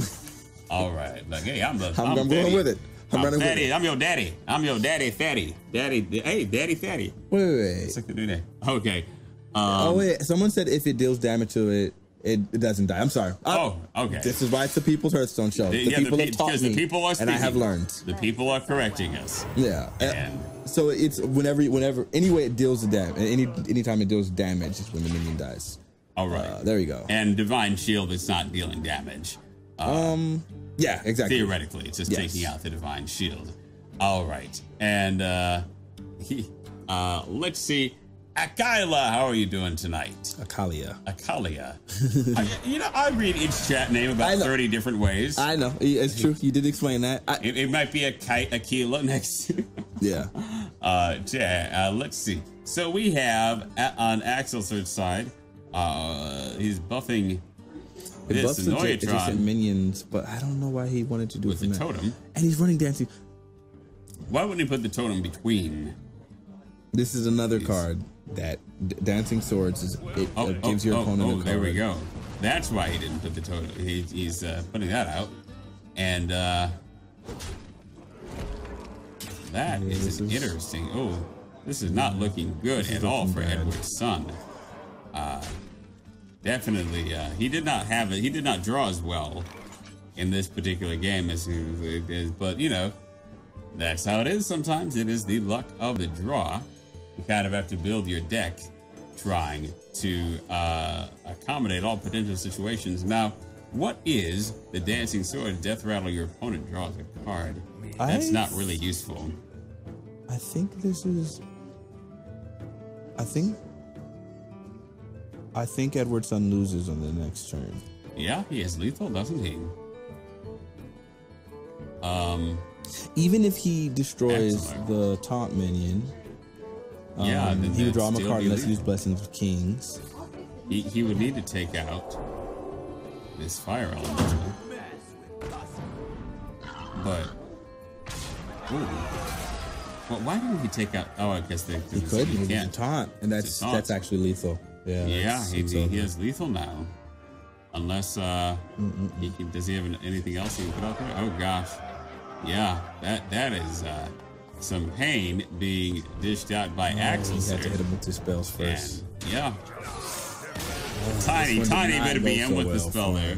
So Axel definitely advances, and that'll be the end of the road for Edwardson. There we go. And let's see. Yeah, Mick Yoda, it was a questionable. It was. Oh, that's what it could have been. A suggest a card deck. A suggested card deck. Yeah. So when you build a deck in the beginning, they'll ask you. You can ask them to suggest a card, and they'll give you options. Like, do you want to, and so then you build your deck based on what they suggest to you. Interesting. And this deck it just wasn't real. I think the Village People deck is a better name. Village People deck. I like that. People deck. Mm-hmm. But yeah, it was singing the last game. Yes, it was. It had it. They were all out there. Mm-hmm. Let's see. Springs forward tab. A quick question. How does music influence your Hearthstone play? Oh, I don't even know how to answer that. Someone said they colluded to split the NVIDIA Shield tablet, but I can assure you that these competitors are as honest and as honest as they can be, and I just can't imagine them doing anything. Well, I can't imagine that two people wouldn't get two, because everyone would want one for themselves. Absolutely. Especially being able to stream a game from your PC to your tablet and to your TV. That's just too much to give up. That's too much. I mean, I seriously. Yeah, I have to compete in that situation. Yeah. I can't risk it. Absolutely. Okay. And so, do we have? We're having the loser first. Oh, okay. All right. We have. Deer. Edwardson. Edwardson. Yes. Edwardson. SU1. Just like the star. Edwardson. Okay. All right. So that was a very interesting match, and we were very confused by the deck. What was the strategy behind that specific deck? Well, the strategy behind this specific deck is just throwing out beef sticks left and right and just swarming. So you're trying to have a strong early game and get in control of the board early. And you saw that in that first match. Absolutely, it was definitely going. And then I got disconnected, and I think that first game I would have had. You were definitely on top of that first game. Yeah. And this game he was like he drew better. Yeah. That's really unfortunate. Yeah, that is unfortunate. Yeah, I'm a bit upset about that. There's kind of a luck of the draw aspect to it. Yeah. But, we're going to have more Twin Galaxies live brackets, and hope you have a fun time. Absolutely. We hope you're willing to give it another shot at another week or so. I would. Because definitely like there's clearly potential. Mm-hmm. I mean, we've had no bad players tonight. No, there are no bad players. There are no bad players. Only learning players. And I mean, I guarantee you, everyone is better than me. I don't know. I've never seen you duel. Yeah, well, we're gonna get a 30-second commercial real quick. Are we closing for commercial? Yeah. All right, we're gonna do a 30-second commercial. 5, 4. We're counting 3, 2, we'll talk to you guys 1. later.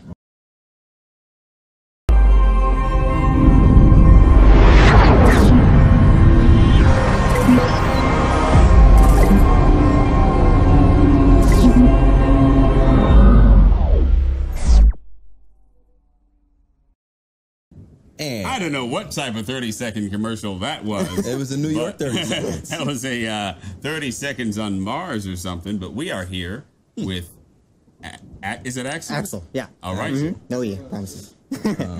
And you definitely won this one. Yeah.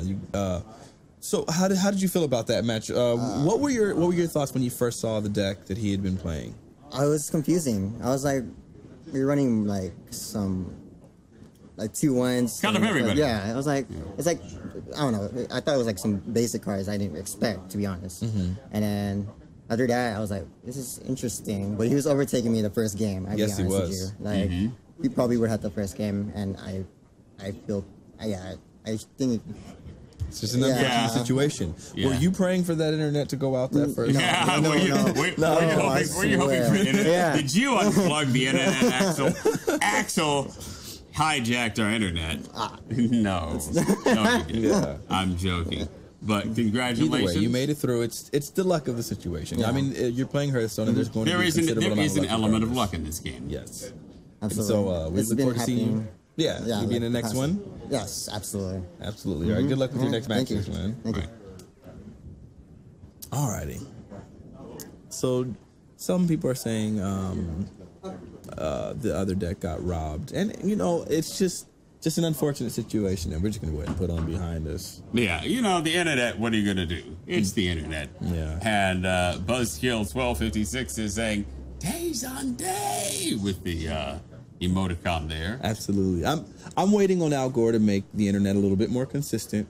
Oh, there we go. And then when that happens, you know, we'll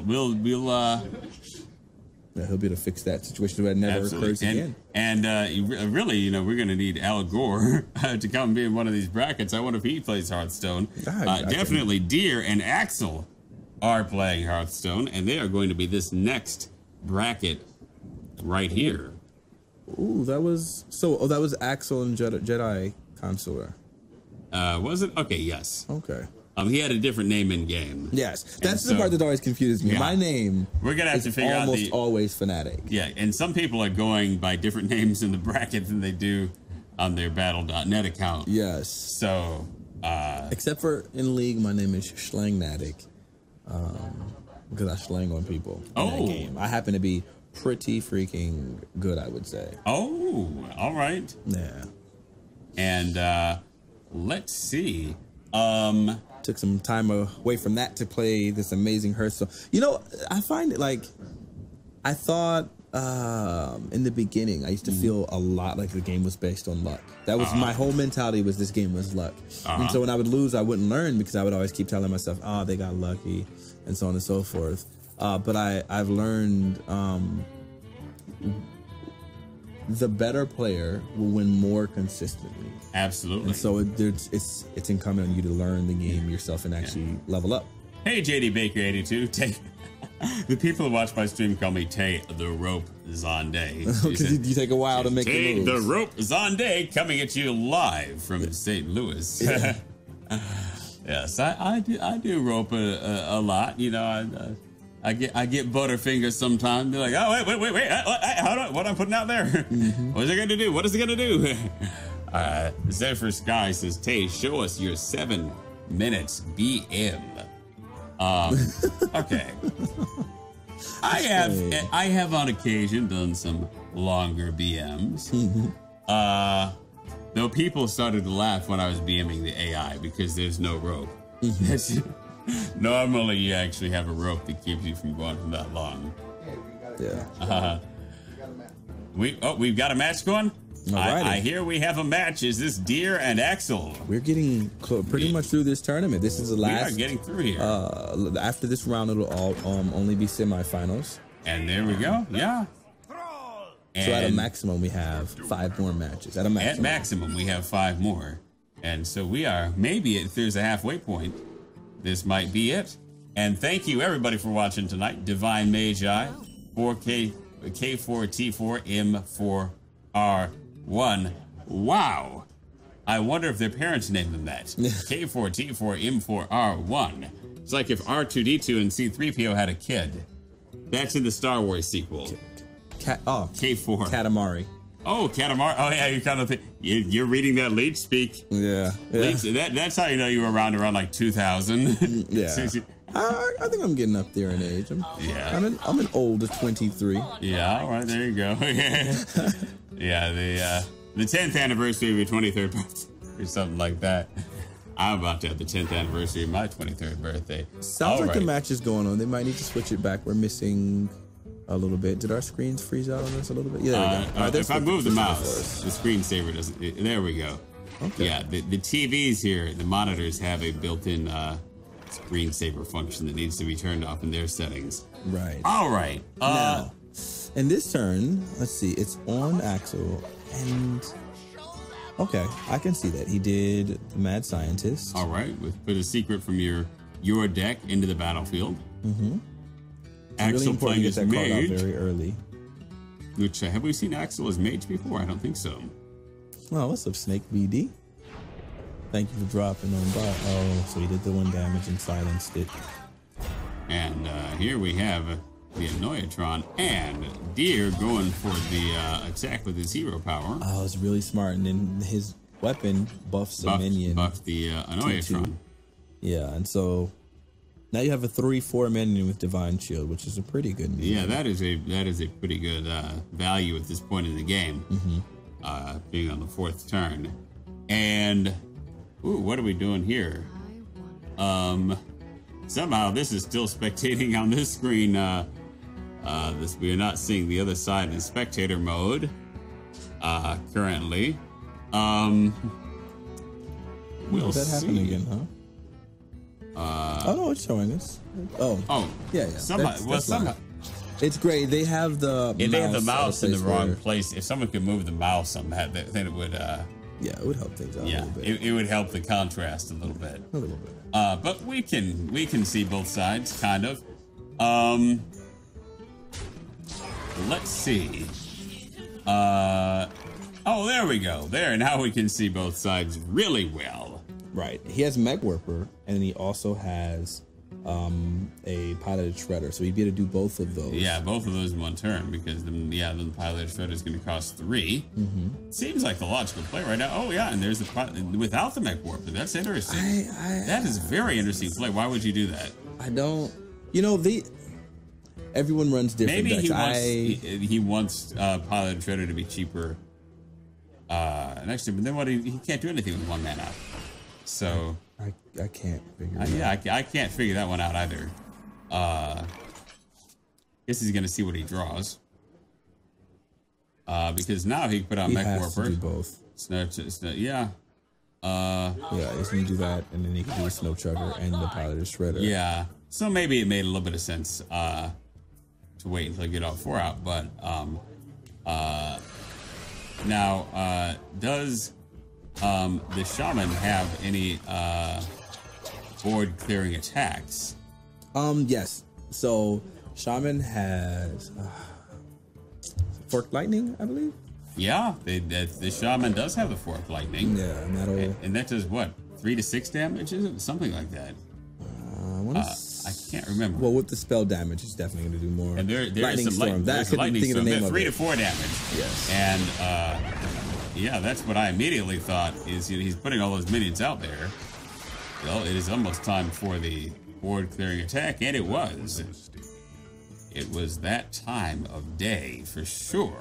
Okay. Now he's going to probably turn 7 Dr. Boom. I couldn't think of the name.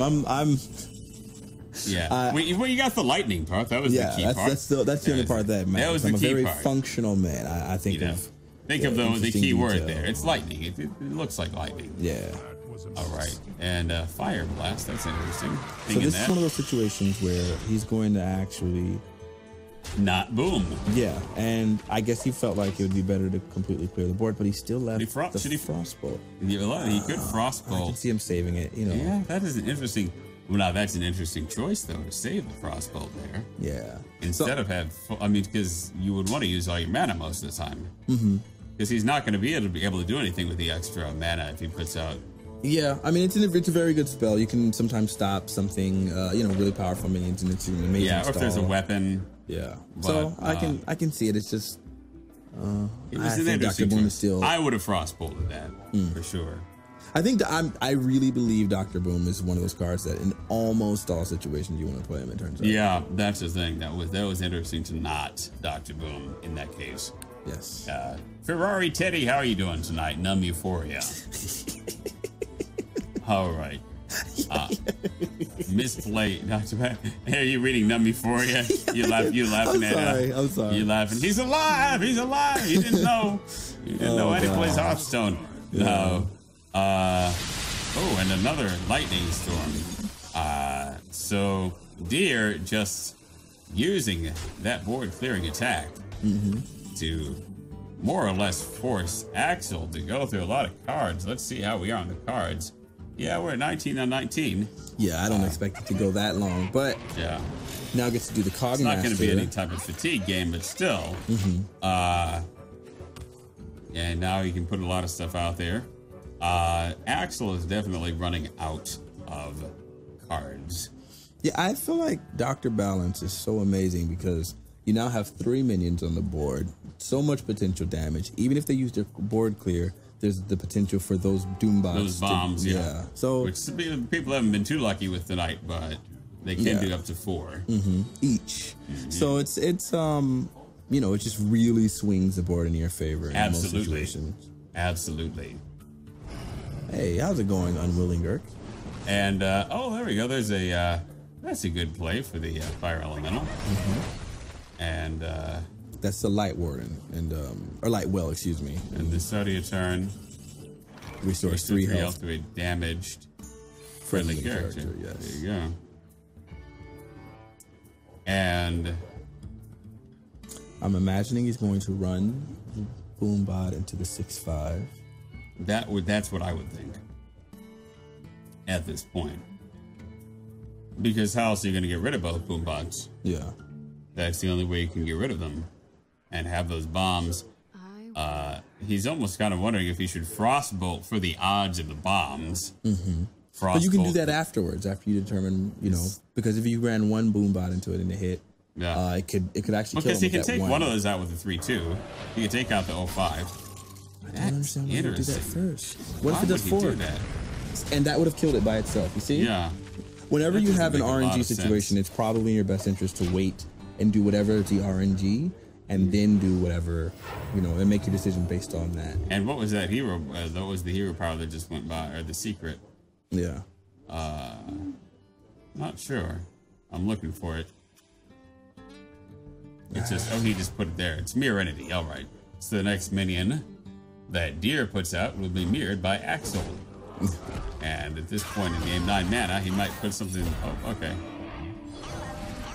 And Deer probably saw that secret, and was kind of aware of what the mage's game would be. Yeah, this is very interesting play here. Okay, so let's see. Clockwork Gnome, he's gonna ping the 1/2. Not the 1/1. Definitely some mechs on both sides. Oh, what is? This is very interesting. I feel like maybe there's pressure. It's getting later on in the evening. It is. It is getting a little bit later. Yeah, most maybe. Definitely. I can't fathom. Oh, Uncle Paul, how are you doing tonight? This is. It's hard to figure out the logic here completely. Yeah, this is really rough. I don't understand. I honestly don't. I can't follow what the intention was there. And putting out the totem, the hero power. So, which should restore 1 health, all kind of moves. Yeah, that was an interesting. I can't silence that. And this then he can crazy. go for the face. I see the strategy though. I see Deer's strategy, and then he's putting out a Loth. That would have been a better return from Mirror Entity. But there's something I'm missing. There has to be. And then the totem heals that one more. Yeah, I'm not understanding Axel's strategy here. Return a friendly minion to your hand. Oh, he could have attacked. Yeah, you would want to do that after attacking. You attack first and then do that. This is magic. This is the most interesting match we've had thus far. Yeah, because he could have taken this, and this thing is annoying. Could have taken that out with the attack, but no, he couldn't. What am I saying? But what did he? I guess it only does one damage. Maybe that's why he didn't attack, because he couldn't actually take anything out. Yeah. I mean, it wouldn't damage it, but he could ping it. Why not ping it at least? Yeah. Why not ping it and it doesn't hurt you at all? And then take it back. This is not looking good for Axel. No, not at all. I feel like at all. Honestly, this match is unwinnable at this point. Yeah. He's saying, well played. He's gonna ping. He's pinging. What did he get? He's gonna ping a Boombot.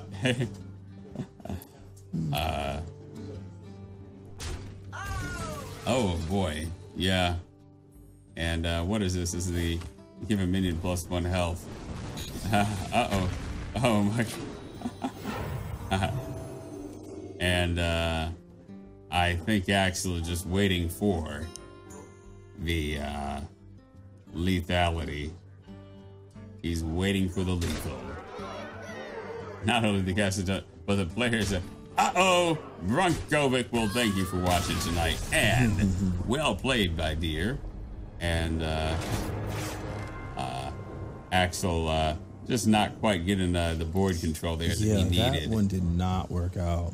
Did not have no luck with the mage. And I mean, and maybe it's always luck of the draw with the mage, because if he had got a flame strike. But there were some plays there that just I feel like he contributed to his own dancing. Some of those plays he made there. Yeah, some of the plays were not necessarily the strongest.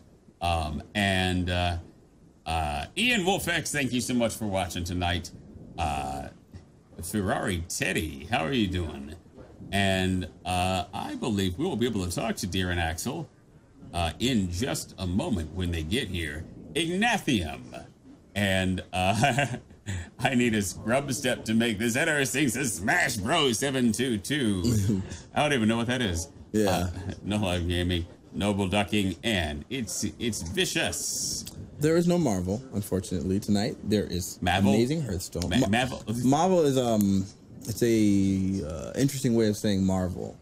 Which was the game that I was the most famous for. Oh, there you go. There you go. Like people asking for Marvel is like people asking me for Chocolate Rain. Absolutely. Like, I mean, you might want to do a verse later on, but for now we do have the players here. You could have. We do have the players. Yes. And let's get Axel here first, really quick. What? How do you feel about that match? Oh man, I got too greedy. I was trying to get board control all the way at the beginning, and that was my mistake. Maybe you should have taken a more conservative. Yeah, I should have held back for a little bit. Yep. I see. You feel like maybe there could be any fatigue at this point? Like you've played the tournament for a while, and do you feel like any of that could affect anything at this point, or do you just feel like it's just? That's an interesting question because I'm getting really. I mean, I'm still casting, but I'm really. We're still okay. We had the internet out. It's back. We're still here. Yeah. Yeah. It was. I don't know. I really don't know what to say about that. To be honest with you. All right. Yeah.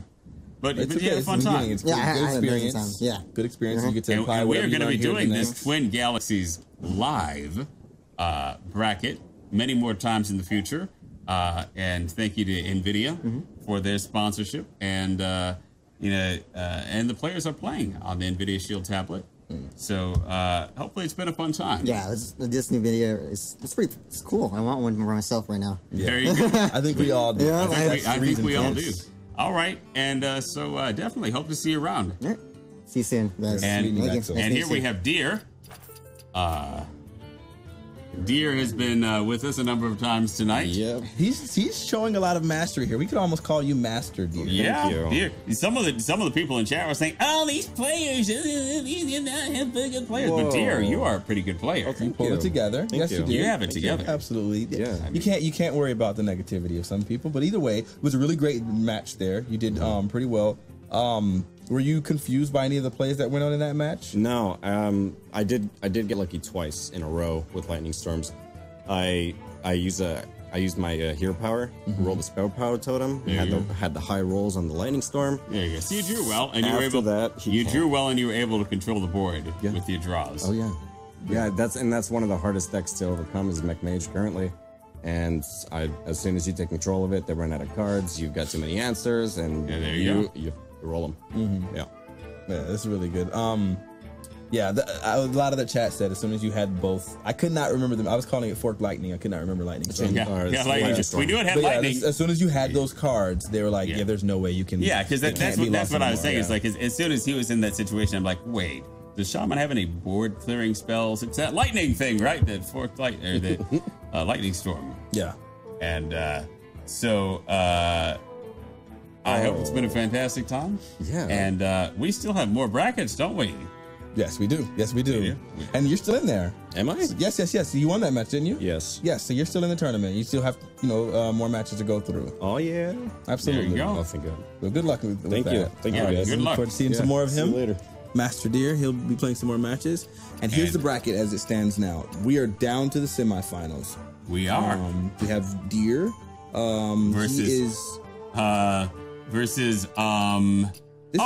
First we're gonna have Astrogation and Jeff Katz. Yes. And then the loser of that. The loser of that will play Deer in losers finals.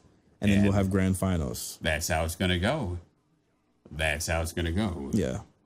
And Numb Euphoria, thank you so much for watching. It's Vicious, thank you so much for watching. And let's see. Well, this is the People's Hearthstone show. You know? Yes, it is. This is the people, and so you know how it is. We just let all the people in here play Hearthstone. Absolutely, and I think it's a fun, casual game. It is, and I feel like this is really important because I think there's a lot of people that have watched this tournament and would say, or just watch tournament play and just the game in general, Absolutely. and want to say like, where would I fit in this? Yes, and this where is would a you great, I think, casual bracket as we. This is a casual bracket, and it'll give people a chance to see what it's like playing against people in a tournament setting. And here's the thing. I mean, it's lovely that a lot of games have great competitive scenes, but I think it's also, you know, realistically, the majority of players are casual. They're doing it for fun. They do it because they enjoy it. Yes. They're doing it because it's a fun and validating experience to know these characters, be these characters. And so, you know, I think the People's Hearthstone show is a great opportunity to shine a light on, you know, on a part of the community. Yeah, it's a different perspective on what would actually be a broader collective of the scene that plays Hearthstone. Because most people don't actually fit into the competitive category. Yeah, and what I think is often the case is, you know, there's, you know, there might, I think, you know, hopefully this is something where you get a lot of people, a lot of people, you know, I mean, we should have like a parents bracket. That would be funny. Oh, that would be. We should have like a parents and grandparents bracket. My gosh, would that be? We really get the people. Yeah. Oh, not Euphoria. How are you doing tonight? He's been here all day. We respect that. He's been here. I respect that, and he's been casting some salt. Yes, all he night. is. Number Euphoria is the salt master of the chat. You know, Number Euphoria's got but you know, and everyone else is having a great time. Thank you so much for watching, Masterminds. You're kind of sus. Zesimapico. I don't like the idea that he said it's a friendly bracket because they're definitely still competing, but it's definitely more of a I think you can compete bracket. and be friendly at the same time. Well, yeah, I just think friendly has a different sort of connotation. It means it's not competitive. You know? Yeah, it is still a very competitive bracket. Yes. For sure.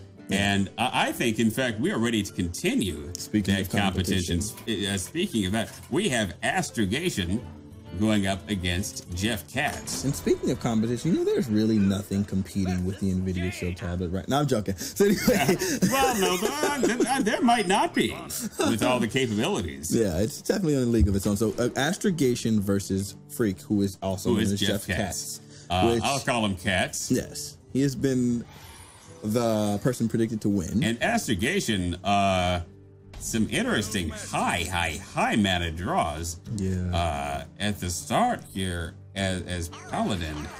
Not sure where that is going to go. Yeah, and he gets to start with an Anoyatron. And remember, I feel the Paladin definitely has a bit of an advantage over.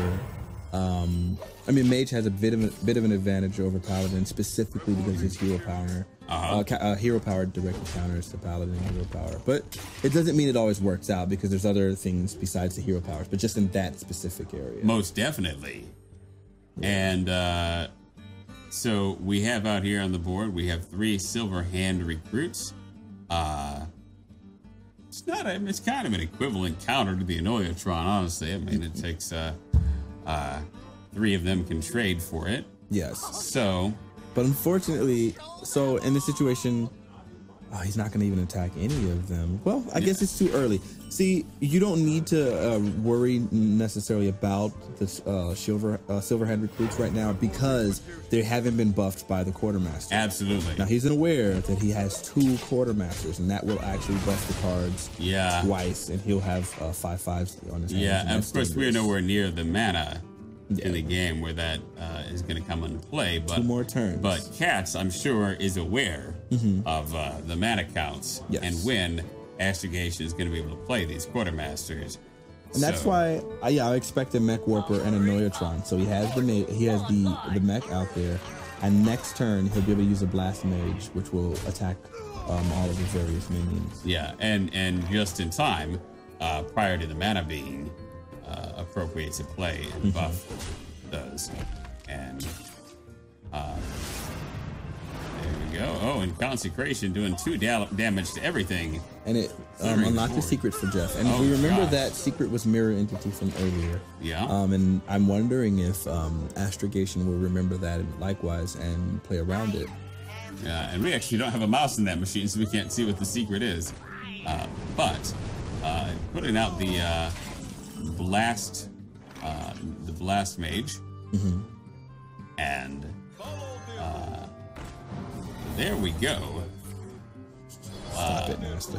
Oh, Mizion, thank you, Mizion, thank you very much. Mizion wants me to be more neurotic and I think we're a little bit chill. Yeah, I think. He kind of wants me to like, oh my goodness, what's happening? There's the freak is this on the side of the board, the Eldor Peacekeeper and another Eldor Peacekeeper change in enemy attacks attack to 1. Yeah. And I was like, I gotta let Fanatiq talk here.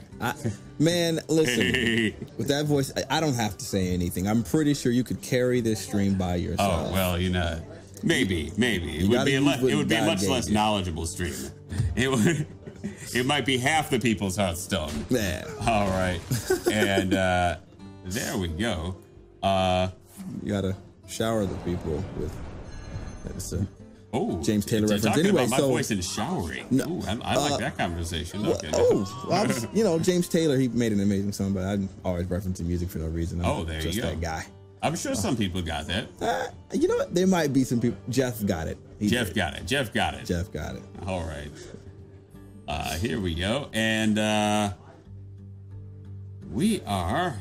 Oh, okay, there's a Frostbolt taking out the Eldor Peacekeeper, and Katz is definitely maintaining some board control He here. is. Now, the thing is, he is low on cards at this point. That is so true. He doesn't have very much wiggle room here, and it's getting kind of... And he doesn't have any mechs on board, so then... So the Blast Mage is not the most useful thing to put out there. It loses a lot of value. So it's getting... The Sludge Belcher is definitely a fantastic play in that particular situation. Yeah. And, Thank you very much, although you see who just showed up for Katz over there on his side. So, and just in time. And when is it not time to go Dr. Boom? Almost never. Almost never.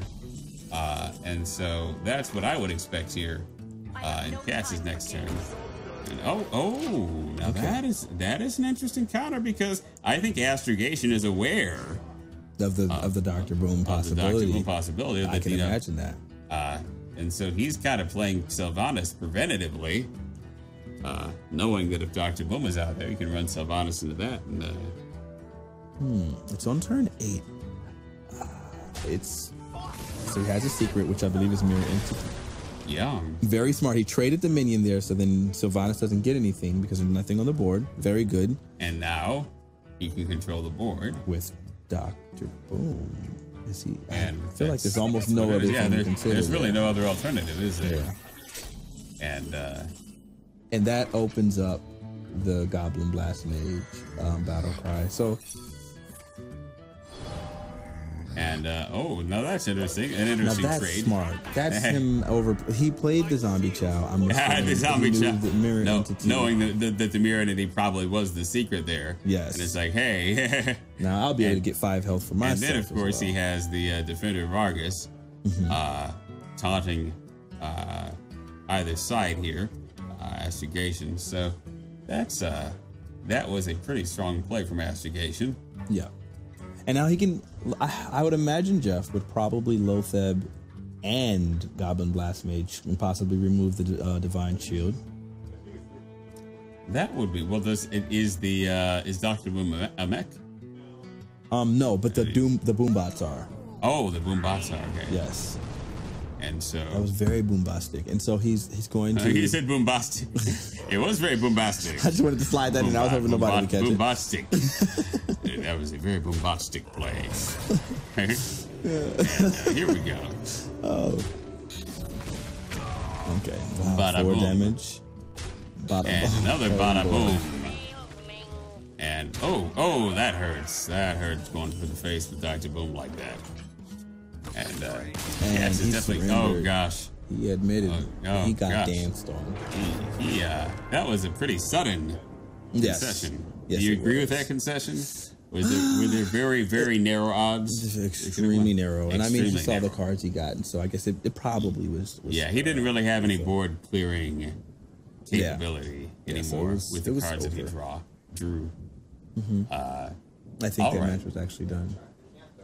And Numb Euphoria caught it. You know, he's been throwing some salt, but he caught some of the references. I like him all the same. Yeah, there you go, Mr. Boombastic. He even called out the name check. What? Let's go. I respect that. There you go. Furlough, you already know. No way, it's Jay. How are you doing tonight? And Ifraka's Dr. Boombastic. Dr. Balance, indeed, Chubby Mouse. I'd never heard him refer to that before today, and I was like, that's genius. That works. All right. Oh my gosh, I am actually not this tired. Well, we have been standing this entire time. We have been. And so here we have. Astrogation. Absolutely. How are you feeling? A little bit, maybe a little salty losing to Mech Mage, but you know, my opponent played well, and you conceded like pretty decisively there. You had some cards. I mean, you kind of know when the game's over, and at that point, he had 3 huge threats on the board, and there was no way I could. No way you could clear those. No way I could clear that. Unfortunately, I was unable to get my Zombie Chow and my Shield and Minibot early on, so yeah, that was. So here's the deal. This is a double elimination bracket, and if you win your next match, you would end up playing him again. Do you think you have an answer to that Blast Mage? So my answer to that game was to just Aldor, but unfortunately for me, he actually had a Time Rewinder, so then he was able to, play it again and do damage, and well, hopefully next time, either I gotta hope that he doesn't draw it that early in the game, or, you know, that I have an answer to it that he can't, reverse. All right, well, best of luck in your next match. Thank you. Very good match there. And we'll see more of you after you play your next match. Now we have Mr. Katz, who has now made his way into winners finals of this casual bracket. All right. So how are you feeling? Pretty good. Pretty good. Confident. You're confident going into this already. You know, it's Mech Mage. It's the new zoo. I did get kind of lucky on getting the Time Rewinder. That's for sure. He mentioned that card as well. Yeah. I feel like you're almost underselling it. I mean, Mech Mage, there still is some thought process that goes into the deck and into the playing of it. There is, but it's also very dependent on draw, because your primary objective playing, playing Mech Mage is just throw your hand out, see what they can do. If they don't have an answer for it, well, guess what? I win. And there was a point when you were low on cards. You had 2 cards in your hand, and he had 6. I believe it was. So there's still chances for someone to swing it back in their favor. Because Mech Mage is not a high drawing deck. Yeah. And I was kind of banking on the fact, I was kind of hoping that he didn't have an Equality Consecrate combo or anything crazy like that after I dropped the boom. So I knew that if he didn't Equality Consecrate right there, then my next turn Lothab would seal the deal. Yeah, and he had so many cards in his hand. That was very much one of the risks, and it was on the curve and everything. So sometimes you just gotta play it risky. You just gotta believe. You gotta go in. The heart of the cards. You gotta go. You play this. All right. So, all right. Alrighty. Thank good you, match, guys. man. We're looking forward to seeing more of you. Absolutely. He might go undefeated. He's in the winners finals. If he wins his next match, that's Could it. happen. Thank you for coming by, DB1 Chase. So that was that match. And I think a lot of times people will, like I said, they will almost undervalue certain plays because it's common. And I still think that there is thought that goes to Mech Mage. And I actually run it right now. But I didn't grind enough. I got to rank 8, I believe it was. And I don't know, maybe but I didn't have Dr. Boom at the time. But anyway, so we have the next match, which is going to be the final, losers finals. Yeah, the Astrogation versus Deer match. Now, Deer had a match with Axel where they were both playing very strangely. So I would have to say I would expect Astrogation to win this one. But there can always be an upset in Hearthstone. The heart of the cards. That would be interesting. Although I mean, they both, they're both strong players. They both had strong games to get to this point. They had to, and so it'll be interesting to see. I mean, I'm interested to see what class they consider their strongest. Absolutely. And because I think a lot of this is like, I mean, you've seen people's previous games. Each of them has had an opportunity to see the other's gameplay up to this point. And so how does that inform the class pick? How does that inform the deck that you go into the game with? Yeah. I think this is very interesting, and this is very different than the typical tournament format where they do the fireside tournaments and they do the different decks. You know, there's a band. We're Shaman and Warrior here. So, let's see. Deer doing the Shaman, and is that what you ran the last match? Astrogation doing the Warrior. Let's see. And Deer has the coin. Let's see. So he gets to put out this main. This is 6 damage a turn. Yeah, because that has Wind Fury. And so what is Astrogation going to do to get rid of that? I don't know. He I don't think he has an immediate answer. He can put out the Armor Smith. And he put out the Armor Smith. Yeah, that's his only answer right now. And I would imagine he'll put out his other Whirling Zap-O-Matic. To have some, there we go. Yeah, this is it. rough. And It's that's already a, rough. That's a tough combination there. Yeah, this is 12 damage on the board right now. And then again, it'd be nice if someone moved the mouse on the right screen here so we could see. He drew that Sneed's Old Shredder. Right. And what that card does is, I believe it's a 5/7. We can't see it, but I think it's a 5/7. And when it dies, it summons a random legendary. Yes, right? And that can be very, very brutal. They don't get their battle cries, but they're on the board and they can be very, very devastating. And the question is, will Astrogation make it to the 8th or to the or the 5th, even the 5th? With 12 damage on the board right now. That's a pretty tough. Tough road to hoe if he doesn't have a taunt out there or anything. Now he's going to use his hero power, and if it's the taunt... Oh my gosh. Okay. Yeah, he lucked out there. Kind of lucked out.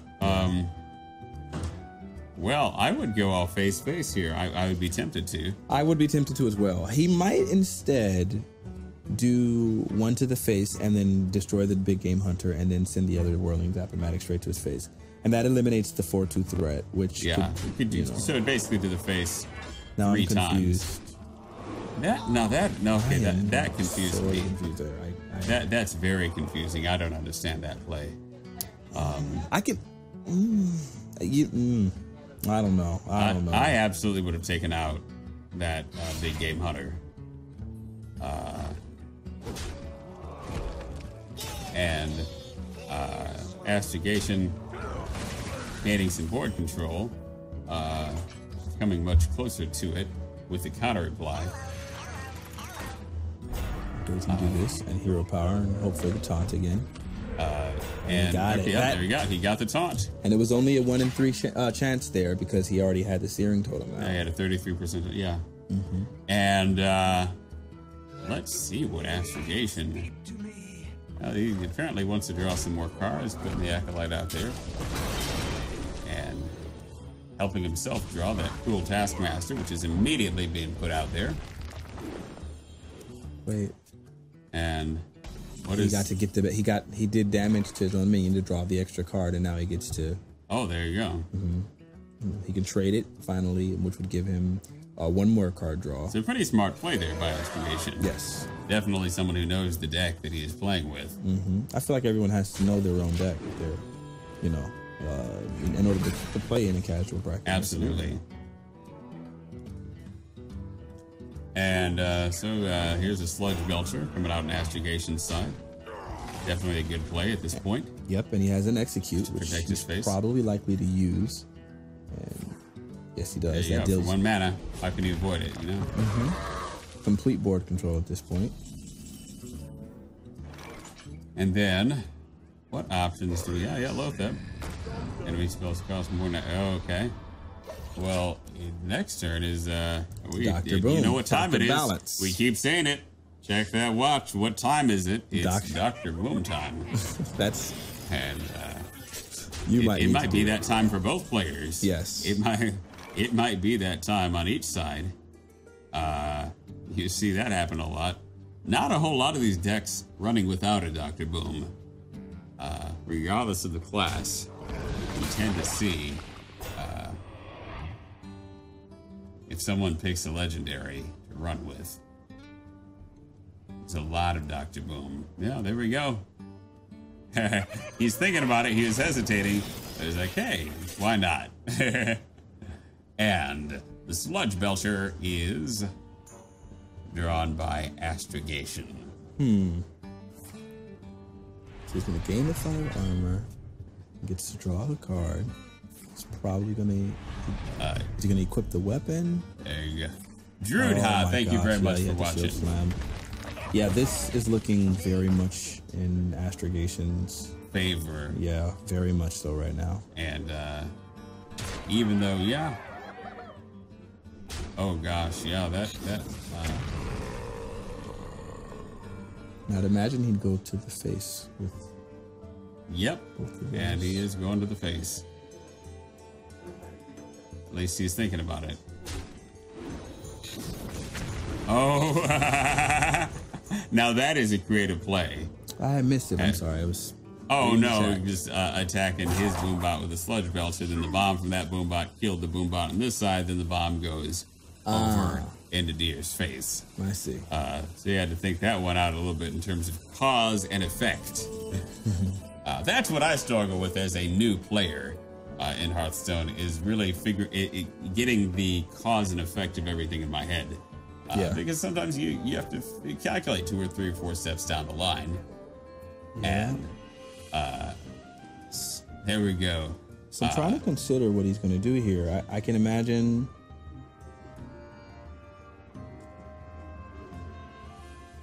I like this song that's playing right now. I like the music of Hearthstone, generally speaking. Well, Drew DHA, I don't think he refused. He, everyone has their preferences. To sit down for this cast as well. No, I don't think there was any refusing. It was your preference. And I said, if he can do it, then I'm going to do it as well.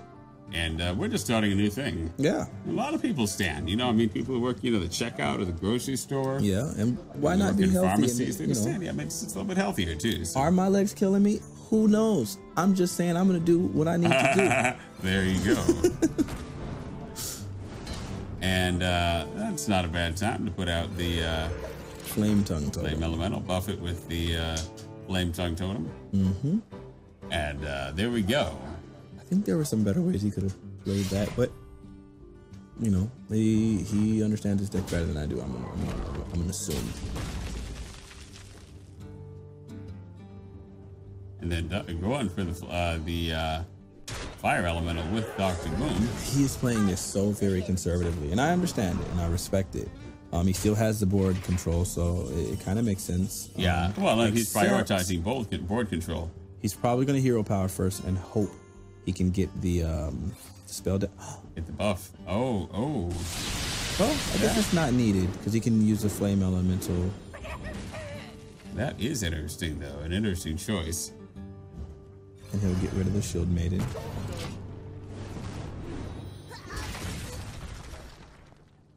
And definitely an interesting situation. I mean, it's still definitely in favor of Astrogation at this stage, just because Astrogation is so much more robust in terms of hero armor and health.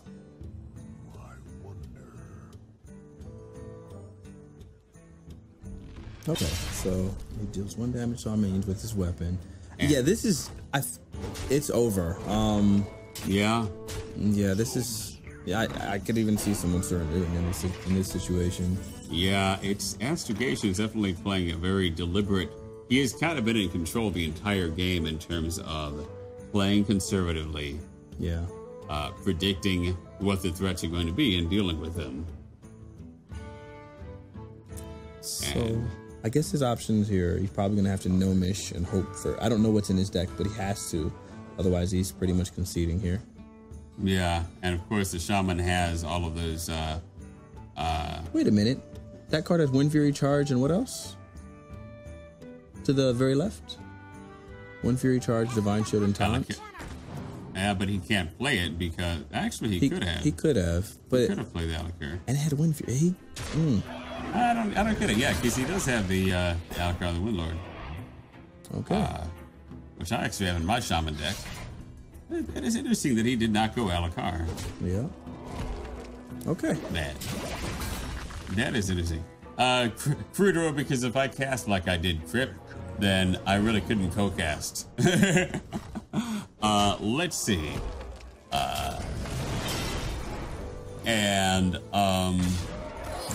Oh gosh, yeah, that is lethal, and Astrogation has it going. Wow. Someone pointed that card has everything that exists in Hearthstone. That's pretty interesting. That was very, very... Whoa. Okay, no. I got yeah. Yeah, so that was very convincing for Astrogation, and I kind of expected that. He seemed like he's been playing pretty well, and now that means he gets another shot to go up against Jeff Katz. There you go. Can he find his catnip? I did that. I liked that. I liked that, though. I laughed a little bit inside. Inside, and that's all that matters. The internal laugh.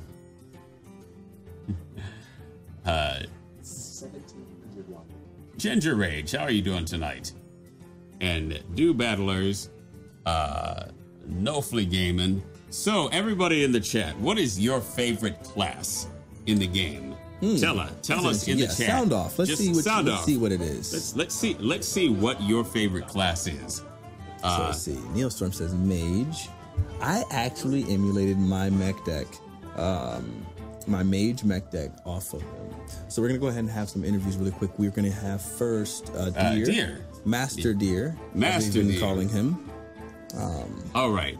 How's it going, young master? I lost at a very pivotal moment in the tournament. Yeah. Yeah, this was the swing back in, and I misplayed it. It happens, but I'm pretty sure you're the fact that you can see where you learn and things like that is what helps you grow in the future, and I'm pretty sure you can identify maybe some things that you could change. Oh yeah. I usually win matchups against Control Warrior, but I went for, especially at the beginning with the Whirling Zapomatics, I decided to clear rather than go face. Yes. Yeah. I bet the chat room pretty much. Because you had 12 damage on the board at that point. Yeah. No, they seemed like they kind of understood where you were coming from, and I was the most. Me, Tay, and I were really confused, and we're like, "Well, why would?" And I was like, "But you know your deck more, so I'm pretty sure there's reasons to consider that we're not completely aware of." But yeah, I expected that 12 to that Warrior's mouth right there. Yeah. I honestly should have just went right into it because he would have had to respond anyways, and he had a perfect response after I'd already traded. It was definitely a misplay to try and control the board. With the Whirling Zapomatics, definitely should have just went face and pushed as much damage as possible. Yeah, the offensive. Yeah, the longer you take Control Warrior, the more opportunity they have to just build up their armor. Exactly. Yeah. It's good. Right. You know it, so you know the next time where to learn from, and I guess we're all learning that at the same time as well. Absolutely. Very beneficial. Yeah. All right. Well, thank you for coming by as always. See you around. It's very good seeing you, Master Deer. Hopefully I'll come in next week. All righty. Absolutely. And now we have Astrogation. All right, Astrogation. Hello. How's it going? I'm doing really well. I was scared that game. All right. What was scaring you? On top of Whirling Zapomatics. That was very scary. That was pretty scary. It looked like it almost looked like he had you. Yeah. In the 2 turns there, if we didn't get rid of that. Yeah, at first I was like, I have an Armor Smith and I have a Big Game Hunter, and I was kind of hoping that my Big Game Hunter would be used more purposefully, but I was like, well, I gotta kind of put something that will fight on the board, so I just threw it out there. It was able to take out a Whirling Zapamatic, and fortunately, when he did play Dr. Boom, I had another answer that I didn't need the BGH for that. I had Shield Block and Shield Slam. Yeah. So I was very fortunate to have those cards in my hand at that point, and then I was able to, because Control Warrior is really heavily based on having a lot of strong units, so I was able to put out strong unit after strong unit and somehow plod my way back. There you go. Good. Even though you say you were a little nervous about that match, you seemed pretty dauntless in the way that you played it, and that's pretty. It seems like it didn't affect you internally. Control Warrior is actually one of my most practiced classes, and I pretty much know everything about weaknesses, strengths, and stuff. And to be honest, actually, Shaman is actually kind of a baddish matchup. Like, not terrible, but it's like maybe like 40-60. And so obviously being able to deal with the Ziplomatics early on really helped me secure that win. Actually, okay, that's really good. So you get your rematch, and that's against Jeff Katz. Yeah. And so I'm pretty sure you've been analyzing that matchup. I definitely have been thinking about it. Okay, there you go. So we get to see this and next we'll be match. thinking about it too. Absolutely, this will be the grand finals of this tournament. All right, thank you guys so much. Thank you very much. Alrighty, so and we're winding down to the end of this thing here. Zia Sampako says he knows everything in the chat. Oh, so I didn't know that. That's pretty impressive. When you know everything. And Pharaoh Vids, how are you doing? Every hand. Fry 645. Let's see. Mod Dixie Rec. This is the most intriguing interview I ever witnessed, with medieval music in the background, nonetheless. Well, thank you, Mod Dixie Rex. I appreciate that. This music has been pretty much on loop for a while, and I haven't gotten tired of it at all. I don't know. Like, I mean, it's got that thing to it where it's like, Yeah. You wonder if they like beta tested, like they had 100 tracks made, and they like beta tested, like, okay, we're gonna see like what are the top 10 that actually work as listening to background music. Yeah, I'm just gonna ignore Jeff right now. So anyway, I think like that is so not. I'm not even gonna go there. It is too late, Tay. It is too late to even think that hard. No, Tay. he's definitely taking shots, but it's okay. It's okay. It's So either way, I think this has been a really, really good tournament. And so far, for these two players, I'm pretty sure the way the format works is both Jeff and Astrogation will be, they'll both be put on into the final week, to the fourth week, where they will actually compete for the NVIDIA Shield tablet in the final bracket. Yes, and that's what everyone's competing for. It's a really good product. We're stretching. So what are the prizes they're going to get? So the prizes are this NVIDIA Shield tablet, and then we have an NVIDIA Shield controller. Which, I don't believe we have the box on us right now. It's not here, but yeah, it's this, and this is it outside of the box. It's a really nice device, and this is what they're playing Hearthstone on. And I think one of the best things about playing Hearthstone on these devices is that you don't need to be sitting up at your computer. You can be anywhere. Yeah, be absolutely. on the road. In absolutely. doing anything. So yeah, it's really good. You can use the controller or whatever. It's a really good device, even outside of Hearthstone. But it's just So that's what they're competing for. There's that. There's also a controller, and there's also a case. The Shield controller has the flip-up screen. What's that? Right? The case Is this awkward? Am I reaching across like that? No, there we go. This is the case? Yeah, this is the case. It flips around, see? Oh, I see. So there's the case, there's the controller, and then there's the tablet itself. All of these things will be competed for. That's really good.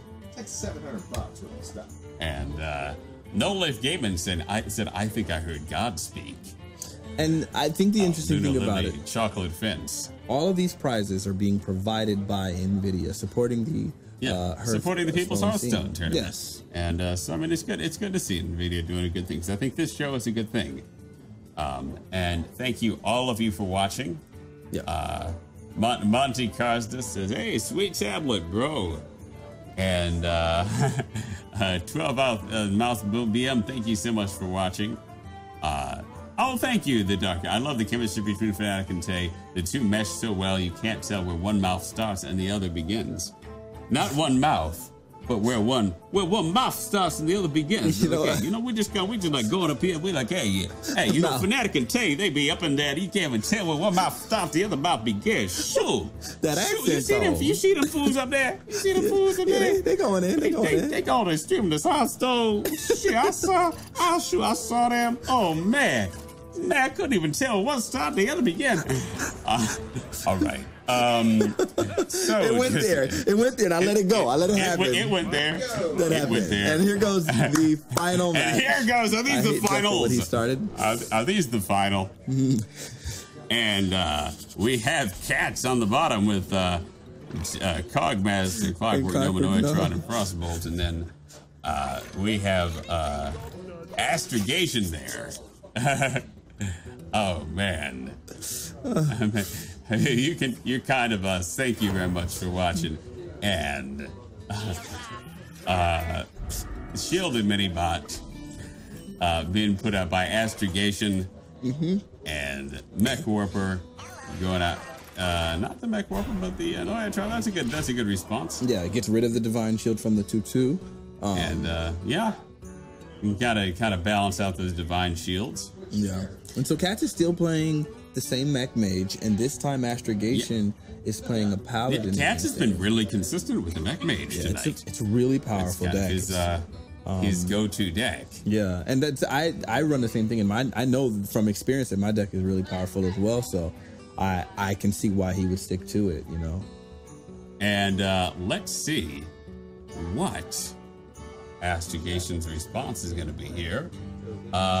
Looks like he has a Defender of Argus, so he could actually, in 2 turns, taunt stuff with that. But what does he get? What can he do with 2 mana right now? It pretty much just has the Juggler, and he decides to just create his hero power. Wow, so he has 2 Mech Warpers now. He could actually run both Mech Warpers and the Clockwork Gnome if he wanted to on this very turn. Absolutely. That's a lot, you know, for a 5 mana worth of minions, but playing it with 3 mana. It's pretty ridiculous. And let's see. I've done similar things like that with my deck too, and it's. Would you exchange the Divine Shields at this point? Kind of just get rid of them both? To be honest with you? No, because there's a taunt. Yeah, rather than doing Katz's, that, I would actually instead run the... I'd ping the 1/1. I'd ping the 1/1, and then I'd probably pull out the Clockwork Gnome, and I would have kept the Divine Shield. And so he's trying to decide, does he get rid of the 2/2 or go for the face? Is probably the decision making. He's playing conservative, but you know, I'm pretty sure there's a reason behind it. Yeah.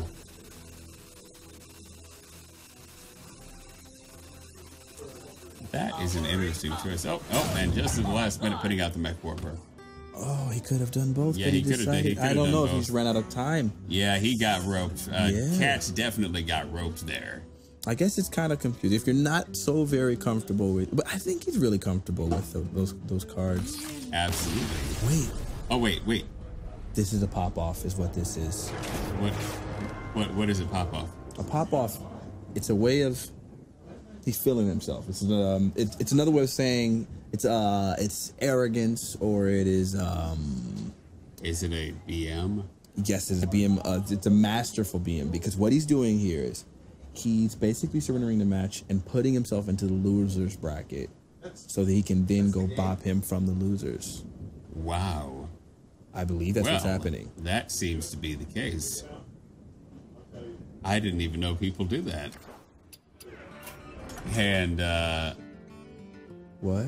Thank you everybody for watching tonight.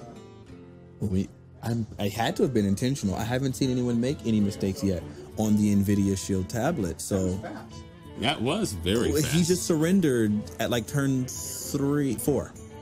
Unless there was an internet disconnect. I don't. But I still see the internet working. So. Wow, this is interesting. Like I am as excited as I'm sure the stream is right now to find out what exactly happened. We don't actually know what happened. I can come in. All right, Todd's going to come in and explain some things. Welcome here to Twin Galaxies Live, the People's Hearthstone. I know you guys have been doing this for like 18 hours today. So there was a connection issue with the internet. That's why his turn burned down. That's why he was roping. Yes. Roping. You think I'm a noob? Todd is really a noob. Yeah. Look, I love Hearthstone. I like to play Protoss when I do play. That's how noobs are. Okay. Sorry. So anyways, they're going to reset, and then we're going to start the match over again. Okay. Because that was a connection. Hey, dude, there's like a billion pieces of technology here. There really are. Everything's failing but the Shield tablet. So absolutely. That's a good point. Absolutely. The one thing that has not gone out on us is the NVIDIA Shield tablet. So, apparently we are going to have to start this again. Yeah, this last match right here. Well, that would have been a pretty fantastic pop-off. It would have been, and I'm very happy that you just used pop-off. You have already that's in my vocabulary now. Yes, it is. Like, I have learned a new term. Absolutely. And it happens. They say it all the time. It's common. I mean, seriously, I'll have to think of new ways to integrate that into my affairs now. Now, there's a few that aren't as common, but the elite use, for instance, there's PAP-OFF, which is an acronym, and it stands for Passive Aggressive Pop-On. Oh. Yes. There you go. Yeah, they have those as well. And that's when someone does something. I think it's all in Urban Dictionary. Mm-hmm. They might be. They should be. If they're not, then they will be by. Yeah, they will be by the end of this chat. Yeah, and it's and, you know, sometimes people do some very subtle things to pop off. There you go. So they can kind of be the subtle type of pop off. Mm-hmm. All right. Is this a live criminal trial or prototype 2001? That's terrible. But thank you everybody for watching. Oh my gosh. It is just so amazing to be doing the People's Hearthstone show. Absolutely. This is, no, honestly, I can say, I expected it to be a good experience. Almost every time I'm doing something with Twin Galaxies Live, I enjoy myself. There you go. I think adding Tay Zonday into the mix really, it was just wasn't something I expected. Being honest, because I've seen you on Jimmy Kimmel. Oh my God! That did happen. It did happen. I'm just saying. It did happen multiple times, and so yeah, that it just. I didn't know. I thought maybe you might be really arrogant or maybe full, and you're just so humble, and it's really it's been a very enjoyable experience for me. Thank you very much. Well, I have to say, Fanatiq is a fantastic co-host. Thank you. Well, and the exact yin to my yang, as they say, because I love Hearthstone. I've enjoyed all of the 3 weeks that I have played the game. Yeah, and I know sometimes there's a lot of, people like, but like all of you were 3 weeks old in your Hearthstone lives at some point. And I think it's a good perspective. What are we doing here? Are we back in the game? Yes, we are. And Katz is putting out, trying to decide what he's going to put out here with 2 mana. He might go for another Annoyatron. That was very funny. Every hand. I'm sorry. That was actually funny. Go ahead. So I don't know if they're going to continue this thing at this point, or if it's And he's putting out a Clockwork Gnome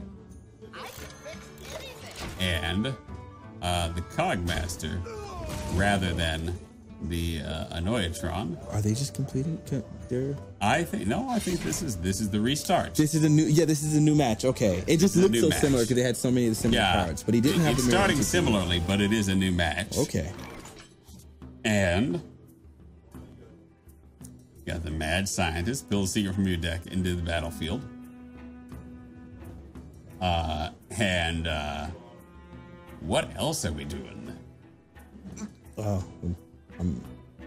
Stomach almost threw up a little bit. So, well, we definitely did not want that concentration. It's nerves.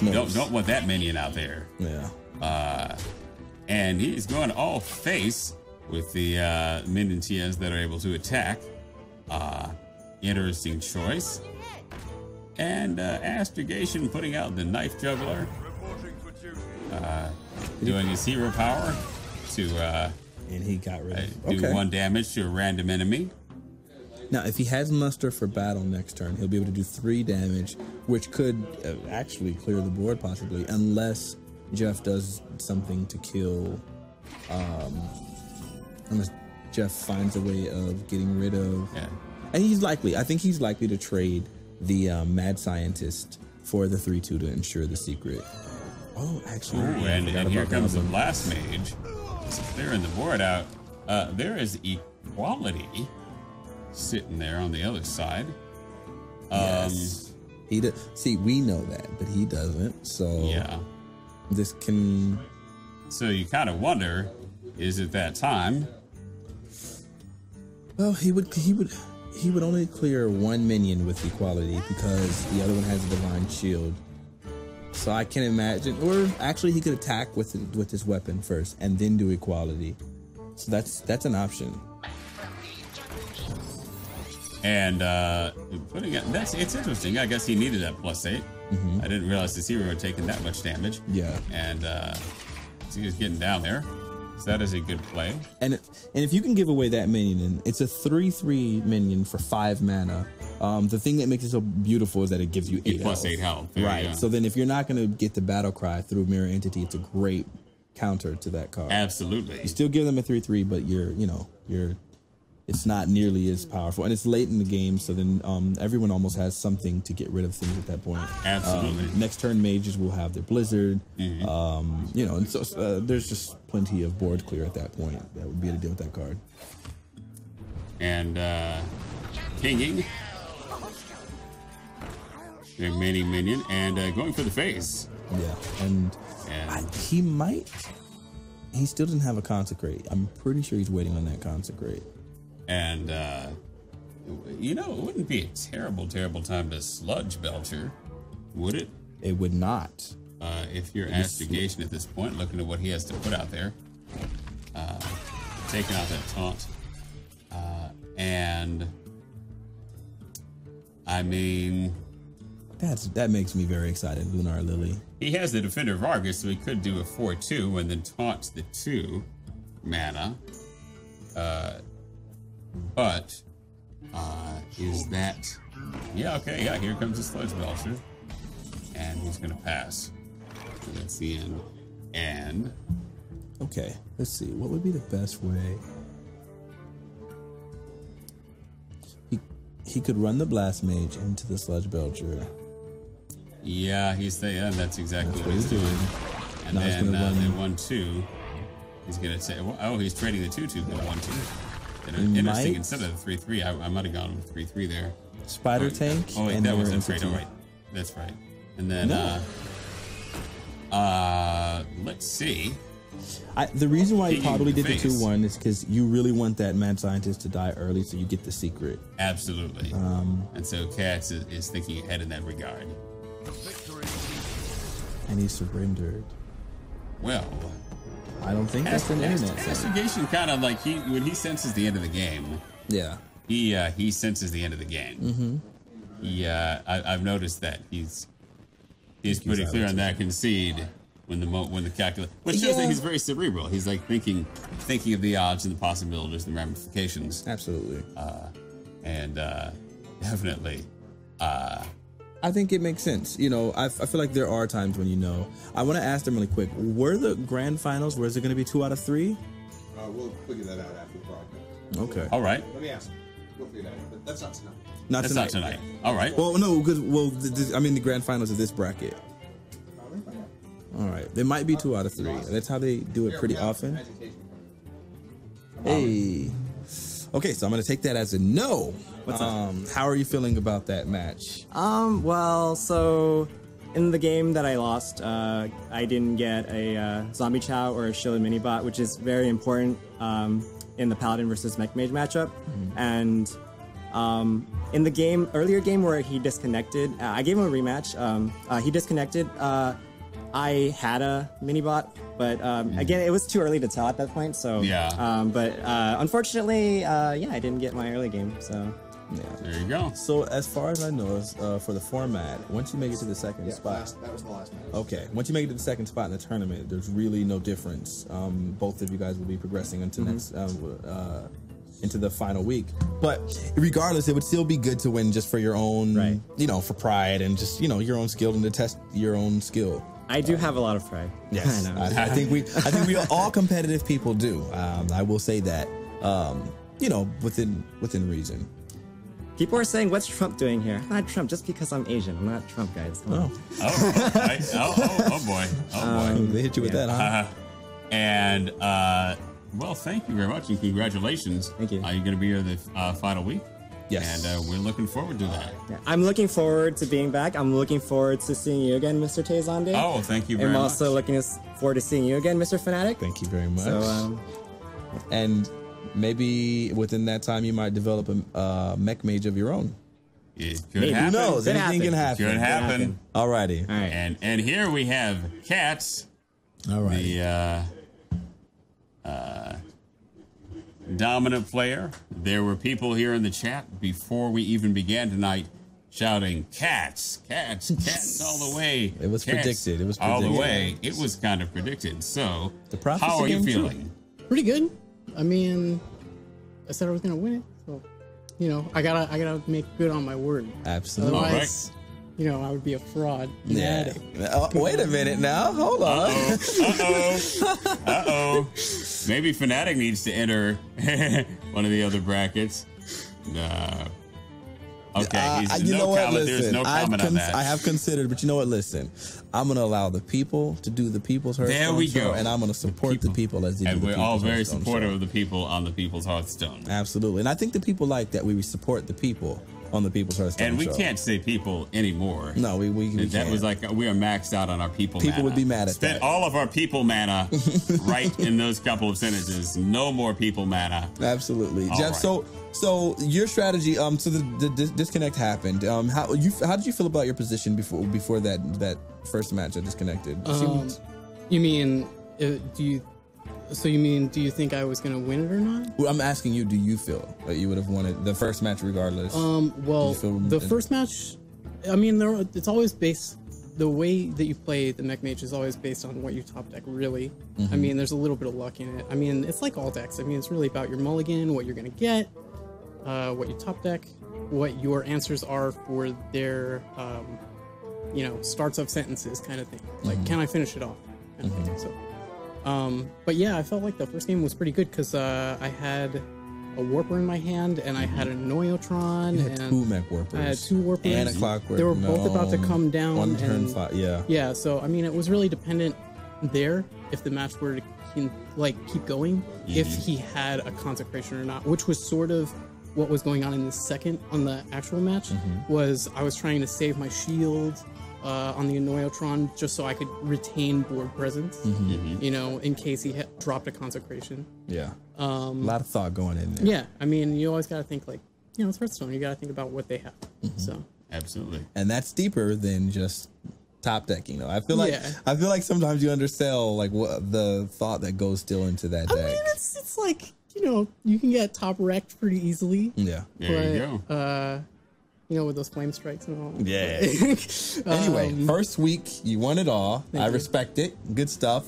And we'll see you in the fourth undefeated. week. We will see you in the fourth week. Do you think you'll win this tablet? Yeah. This NVIDIA Shield tablet. Okay, this NVIDIA Shield and you enjoyed tablet so is going to be yours. You're pretty He's confident. I he's see that calling it smile of now. confidence. He's confident. He's smiling. All righty. All right. So you guys got to stick with this for this time for the next few weeks, and then you'll be able to see who will be stepping up to challenge Jeff Katz. Absolutely. AKA Katsnip. Can I do a quick shout out to the people in the chat? Of course you can. Quick shout out to Spiffy, Sean, who helped me with the mech mage a lot. Shinwolf, Shiltim. Oh, you've got your people in the People's Hearthstone chat. I've seen him in the chat too. Even Kevin Zhao. And there's a few others that are also watching. Thank you guys so much for coaching and helping me out. And yeah, I hope I get to see you guys in tournament tomorrow. Nice. So, or, I mean, not tomorrow, but next week. Okie dokie. There you go. Alrighty. Thank you. Okay, so that was the final match. That was the final match, and let me tell you, this has been a fantastic night, Absolutely. a fantastic experience being here, able to cast with Fanatiq. Laser Chicken TV, you said something very funny. I laughed at it inside. It was a silent laugh. But, you know, I am looking forward to the coming weeks to see what happens in the next two brackets, and then the final bracket, the winner's bracket. Yes. And it's going to be fantastic. It will be. You can tell next Thursday. Yes. Oh, so yeah. the Actually, very next, we are doing this next Thursday. Yes, it'll be the same time, Thursday, 7 p.m. 7 p.m. Los Angeles time. Yes. That's 10 p.m. in New York. Yeah. I believe that is 3 a.m. in the UK. I believe that is 2 p.m. in Sydney. So wherever you are on this earth, you can catch us. at twingalaxieslive.com. And thank you very much to NVIDIA. I thought you were shaking my hand there. And awkward moment. that was a left hand shake too. For sponsoring this. You're NVIDIA. You're the embodiment. Well, I mean, thank you very much to that. I try to do what I can. You try to do what you can. All right. All right. Are we going off the air? Check us out next week. Are we doing?